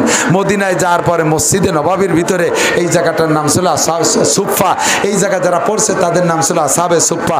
এরপরে মদিনাই ছিল এলেমের মার্কাজ। তারপরে সেখান থেকে নবী পাকের সাহাবায়ে কিরামদের যুগ শেষের দিকে আইসা এলেমের মার্কাজ চলে এসে ইরাকে, সেখান থেকে আসছে রাশিয়ার বোখারা সামারকান্দ, সেখান থেকে চলে আসছে দারুল উলুম দেওবান। এখন দারুল উলুম দেওবান সারা পৃথিবীর সহি এলেমের 1 নম্বর মার্কাজ হিসেবে আছে। আর সেখান থেকে ছোট ছোট ব্রাঞ্চ ভাগ হয়ে গেছে। আমাদের হাটাজারি, পটিয়া, বাবুনগর, জিরি, নাজিরাট, লালবাগ, ফরিদাবাদ, মালিবাগ, যাত্রাবাড়ি, গহরডাঙ্গা, আমাদের তারাইল বুকরো সুলতান শাহী মাদ্রাসা, চন্দ্রদিগেলে, সুটপা ইত্যাদি হইতে হইতে আপনারা কাউনিয়া তারাইলালারাও ওই সেই মার্কাজে নবাবী, উলুমে নবাবীর মার্কাজের একটা ছোট্ট শাখা পেয়েছেন। এই বিলির ভিতরে আগে রাস্তাঘাট ছিল না। আমি তো এখানকার সব গ্রামের নাম জানি, এমন কোনো গ্রাম নাই আর এমন কোনো বাড়ি নাই এই কাউনিয়া তারাইল থেকে নিয়ে ওই পাশে একেবারে নিজে উলপুর, কংসদ, গোপালগঞ্জ পর্যন্ত এর কোনো বাড়ি যাইতে আমার বাকি নাই। তারাইল বুকরো মাদ্রাসার ধান কালেকশন আর সাইল কালেকশন করতে একাধিকবার আসছি ছাত্র বয়সে। সে সময় আপনারাও আমার চেনেন না, আমি আপনাদের চিনি না, সবই চিনি। এই দেশ ভরিয়া আমি নৌকোয় কালেকশন করে বেড়াইছি লক্ষ্মী দিকে ধান, মনে আছে নাকি মুরব্বীরা? নৌকোয়, টাবুরে নৌকোয় আসতো না হুজুররা লক্ষ্মী দিকে ধান কালেকশন করতে। আমি কালেকশন করতে একবারই খুব ভরে গেছি। ওই সীতারামপুরের মৌলানা মুক্তার, আমি আর মুক্তার ভাই একসাথে আইসা এই এলাকার কোন বাড়ি যেন উঠছি, খুব ভরে ভরে, কেবল বেলা উঠছে। ঘরের থেকে এক যুবক, ওরে বাবা, লাঠি না কেড়াইল নিয়ে যেন যাইছে দাইয়ে, আইসে কয় মৌলবী বাড়োই, সবাই বেলায় দেবো। বেলা উঠে পারলো না, ধানের আগা বারোই পারে না, মৌলবীর আগা বারোই গেছে। আইসে দুবার আগার আমি ভয়তে দিছি দৌড়। কয় যে বেলা এত বেলা উঠতে উঠতে 7 দল চলে আইছে। আমি কই যে আমার তো মনে হয় আমরাই প্রথম দল। তোমাকে বাড়ি কি রাত থাকতে আসা শুরু হয়েছে নাকি? তারপরও দান দিত, বহুত দান। সেই সময় লক্ষ্মী দিকে দান 20 মণ 30 মণ দান আমি তারাইল বুকরো মাদ্রাসার জন্য কালেকশন করে নিয়েছি। এদেশ ভরে নৌকোয় চলাচল ছিল, পাকা রাস্তা। এখন এই পাশে কি কয় নিষেধল থেকে, নিষেধল নাকি নিষেধতলা, নিষেধতলা থেকে নিয়ে যেদিকে যাবেন সেদিকে পাকা রাস্তার পাকা রাস্তা। এত সুন্দর রাস্তার পাশে আল্লাহ তাআলা মাদ্রাসা দিয়েছে। মৌলানা মুফতি গোলামুর রহমান সাহেবের নিগরানিতে আছে মৌলানা কাউসার, আমাদের অনেক ছোট আমাদের ছাত্রদের সাথে তাকে দিয়ে খেদমত নিচ্ছেন। আল্লাহ তাআলা যেন উলুমে নবাবীর এই মার্কাজটা এখানে প্রতিষ্ঠিত করে দেয়। সবাই বলেন আমিন। আমি থাকবো না, আপনি থাকবেন না। আমাদের সুলতান শাহী মাদ্রাসার প্রতিষ্ঠাতা মৌলানা আব্দুল হক সাহেব রহমতুল্লাহ আলাইহি, সুলতান আমার নানুপুরি হুজুর রহমতুল্লাহ আলাইহি, আমার চাচা মৌলানা আব্দুল মান্নান সাহেব, 2 জন মুরব্বী চলে গেছে। আমার আব্বা দাদারা চলে গেছে, আমার চাচারা চলে গেছে। এখন রানিংয়ে আমরা আছি। উন্ডা মাত্র ছোট্ট এরকম একটা ঘর আমাকে রেখে গেছে। আমি 13 সালে এই ঘরটা পেয়ে আমি সভাপতি ছিলাম 8 বছর, 7 বছর, এই 2 বছর 3 বছর হলো মোহতামিম। আল্লাহর রহমতে মাত্র 10 বছরের ভিতরে আপনারা সুলতান শাহী মাদ্রাসা দেখলে চোখ শীতল হয়ে যাবে, চোখ শীতল হয়ে যাবে। আগামীকালই আসেন, এমন একটা টিনির ঘর বানাইছে আলহামদুলিল্লাহ হেফজখানায়। আপনি বিল্ডিং না দেখে আমার টিনির ঘর দেখবেন। কমপক্ষে কমপক্ষে 10টা মিনিট ঘুরি আপনার দেখতেই হবে তার কারুকার্য, তার সৌন্দর্য। এখানে হেফজখানা ছাত্ররা যাবে, প্রায় 500 ছাত্র আছে। পাশে আবার মহিলা মাদ্রাসা করছে, সেখানে আছে 400-450 মেয়ে। আল্লাহর রহমতে উলুমে নববীর একটা মার্কাজে পরিণত হয়ে গেছে। আপনাদের এটাও হবে ইনশাআল্লাহ। মাদ্রাসা বলে ঘেরান আসতেছে, আপনাদের দান অনুদানে বড় খুশি লাগে। আমি আল্লাহ তাআলা যা দেয়, আপনারা মনে করেন এত টাকা নিয়ে কি করে, মনে ব্যাংক ভরে বেলাচ্ছে। আমার ব্যাংকের নাম্বার দিয়ে দিচ্ছে, আমি ফোন করে বলে দিচ্ছে, যাইয়ে শোনেন কয় টাকা আছে। 2টা ব্যাংকে 2টি অ্যাকাউন্ট আছে, 2 ব্যাংকে এক ব্যাংকে মানে 1000 টাকা আছে নাকি, আর এক ব্যাংকে মানে মোটেও নেই। কি আছে নাই বলে আমি খবরও নিতে চাই না। ডেলি যা কামাই করি ডেলি মাদ্রাসায় খেয়ে ফেলায়। প্রত্যেক দিন 20,000, 15,000, 10,000 টাকা প্রত্যেক দিন আল্লাহ তাআলা আমার থেকে নিয়ে নেয় মাদ্রাসায়। আর রাস্তাঘাটে চলাচল খরচ বরচ দিয়ে আপনারা যা দেন, আমার পরের দিনের তেলের টাকা ছাড়া আমার কাছে থাকে না। এমনই হালাতে চলতে আছি, তারপর আমি মহা খুশি। আল্লাহ তাআলা আমার থেকে জানিছে। আমার আব্বা মারা গেছে, আমার আব্বা মূর্খ কৃষক মানুষ ছিলেন। আমার জেনারেল পড়াইলে পড়াইতে পারতেন, আমাকে আমার আব্বা মাদ্রাসায় দিয়েছে, পড়ার একটা টাকা খরচ দিতে পারে নাই, তারপরও পড়ার সুযোগ দিয়েছে। আজকে আমি মৌলানা নাসির, আল্লাহ আমার প্রিমিয় গাড়ি দিয়েছে, আল্লাহ তাআলা আমাকে দামি মোটর সাইকেল দিয়েছে, আমার 3 তলা বাড়ি দিয়েছে, দেশ বিদেশ ঘুরায় 5 বার হজ উমরা করাইছে। আমি সেই নিতান্ত গরিব বাপের সন্তান, আল্লাহ তাআলা আমাকে দিয়ে করাচ্ছে। আমি যা করি সব আমার আব্বার আমল নামায় সদকা, আমি যা করি আমার মায়ের আমল নামায় সদকা, আমার দাদা দাদি নানা নানি আমার মাদ্রাসার প্রতিষ্ঠাদের আমল নামায় সদকা। আপনারা আমরা থাকবো না, চলে যাবই যাব। কথা বলেন, চলে যাবই যাব। সন্দেহ আছে? 100 বছর বেঁচে থাকবেন কোনো গ্যারান্টি কে আছে? আর আগামী ছোটরাও থাকতে পারে, ছোট বড় যাই আছে, আমি সর্বোচ্চ আগামী 1 বছরের গ্যারান্টি দিলাম। এই জায়গা যারা আছি 100 বছরের পরে খুদার কসম দিয়ে বললে মিথ্যাবাদী হব না যে একজনও দুনিয়ায় থাকবো না। ছোটরাও থাকতে পারে, কেউ একটু লম্বা হায়াত পাতে পারে। সবচাইতে লাস্ট টাইম 100 বছরের পরে যে এর একটা মাথা মাটির উপরে থাকবে না, সব মাথা মাটির তলে থাকবে। সন্দেহ আছে? কোনো সন্দেহ নেই, কোনো সন্দেহ নেই। তবে আজকে আমি কিছু করে যেতে পারলে সদকা জারিয়া থাকবে। আমার সামান্য যা ইনকাম দেয় আল্লাহ তাআলা প্রতিদিনের একটা পার্সেন্ট আমি রাখবো। আমার এক বন্ধু ছিল ইঞ্জিনিয়ার বাচ্চু, উনি থাকতেন থাইল্যান্ড। উনি বললেন থাইল্যান্ডে বুদ্ধ দেশ, বুদ্ধ ধর্মের মানুষ, ওরা বুদ্ধরা প্রত্যেক দিনের কামাই থেকে একটা পার্সেন্ট বের করে একটা ব্যাংক আছে ওদের, একটা মাটির ব্যাংক হোক কাঠের ব্যাংক হোক, ওর মধ্যে রেখে দেয়। সাপ্তাহিক ওদের ইবাদতের দিন, ওদের ইবাদতখানা যেটা আছে উপাসনালয়, সেই জায়গা যাইয়া বিনা রসিদে মুখ খুলে ঢেলে দিয়ে আসে। ও জায়গা যারা আছে তারা সেই টাকা দিয়ে তাদের ধর্মীয় কার্যক্রম করে। আমি মুসলমান হয়ে আমরা বুঝি না, তাদের ধর্ম জিরো, পরকালে তাদের কিচ্ছুই নাই। আমার আপনার ইনকামের একটা ডেলি পার্সেন্ট অথবা সাপ্তাহিক পার্সেন্ট অথবা মাসিক পার্সেন্ট আল্লাহর দিনকে জিন্দা করার উদ্দেশ্যে একটা ব্যবস্থা আল্লাহ তাআলা করে দিয়েছে এই প্রতিষ্ঠান। এর ভিতরে মাসিকভাবে এর প্রত্যেক মাসে আমি দেব, এমন একটা সিদ্ধান্ত নেওয়া যেতে পারে কি পারে না? 10 টাকাই হোক, 10টা টাকাই হোক মাসে, 20টা টাকাই হোক, 100টা টাকাই হোক, যে যা পারেন। আমি এভাবে আপনাদের সকলকে দাবি করব যে আমাদের এই মাদ্রাসাকে যদি বড় করতে হয়, আমরা প্রত্যেকে মাসে 100টা টাকা দেব, মাসে 100টা টাকা দেব। পারা যাবে না ইনশাআল্লাহ? কত টাকা চার দোকানে, কত টাকা আজে বাজে ভাবে নষ্ট করে ফেলেন, মন্ডের চাপা দিয়া, মন্ডের জোরসে হাত দিয়ে চিপে ধরে এর থেকে 100টা টাকা বের করে মাদ্রাসায় দেব। কে আছেন মহব্বতের সাথে এই প্রতিজ্ঞা করতে পারবেন? মাসে 100, মাসে 100 টাকা। 1 জন, 2 জন, 3 জন, 4 হাত উঠান, 3 জন, 4 জন, 5 জন, 6 জন, 7 জন। কে আছেন 100? 8? কে আছেন মাসে 100? মাশাআল্লাহ, হাত নামান, 1 জন নামান, কাছে যান, কাছে যান। 100 মাসে 100 টাকা দেবেন না? ওই যে একজন, মাসে 100 টাকা। আল্লাহ দান কবুল করেন, হালাল ভাবে লাখ লাখ কোটি কোটি টাকার মালিক বানায় দেন, সুস্থতার সাথে লম্বা হায়াত দান করেন, বারবার মক্কা মদিনা দেখার তৌফিক দান করেন, বংশে যারা চলে গেছে জান্নাতি করে দেন। এই টাকাগুলো তাদের সদকা জারিয়া হিসেবে কবুল করে নেন। জোরে বলেন আমিন। ও ভাই, দেবেন না মাসে 100 টাকা? ডাক্তাররে দেন, অ্যান্টাসিড কিনে খান, বিভিন্ন প্রকার গ্যাসের ওষুধ কিনে খান, কত প্রকারের ওষুধ কিনে খান। 100 টাকা এ জামানায় একেবারেই কিছু না। 100 টাকা মাসে দেবেন এই মাদ্রাসার গরিবদের জন্য, এতিমদের জন্য, সদকা জারিয়া হয়ে থাকবে। আপনি চলে যাওয়ার সময় মরার আগে ছেলেদেরকে ওসিয়ত করে যাবেন, বাবা আমি তো 100 টাকা করে দিতাম, মাসে 100 করে দিতাম, তোরা আমার এই টাকাটা চালু রাখিস। এক ছেলে ইনশাল্লাহ চালু রাখবে, আপনি কবরে বসে নেকি পাবেন। এখানে যত কোরআন শরীফ তিলাওয়াত হবে সমস্ত তিলাওয়াতের নেকি আপনার কবরে পৌঁছে যাবে হবে ইনশাআল্লাহ। তিলাওয়াতের নেকি আপনি পেয়ে যাবেন। দেন দেন। আর কে আছেন? 100 টাকা মাসে 100, 50 টাকা দেন। 100 না পারেন 50 দেন। বলেন কে আছেন? 100 অথবা 50 মাসিক। ওই যে পিছনে চলে যান, এক জায়গায় সব কয়জন ঘুরলে হবে না তো, এই দিক দিয়ে যান, ওই জায়গায় একজন আছে। মাসে 50 অথবা 100, যার যেমন তৌফিক হয়। বলেন বলেন। এই ডেলি 1টা টাকা আল্লাহর দিনের জন্য খরচ করবেন, এরকম মানুষ আছেন? ডেলি 1 টাকা, ডেলি 1টা টাকা দেবেন আল্লাহর দিনকে। 1টা টাকার দাম এ জমানে 1 টাকায় চকলেট হয় না। ডেলি 1 টাকা।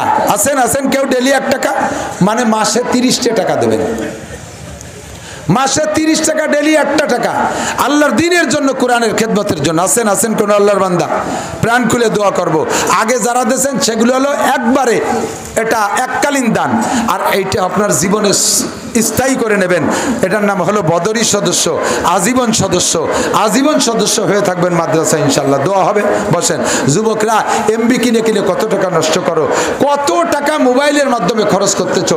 তুমি ডেলি 1টা টাকা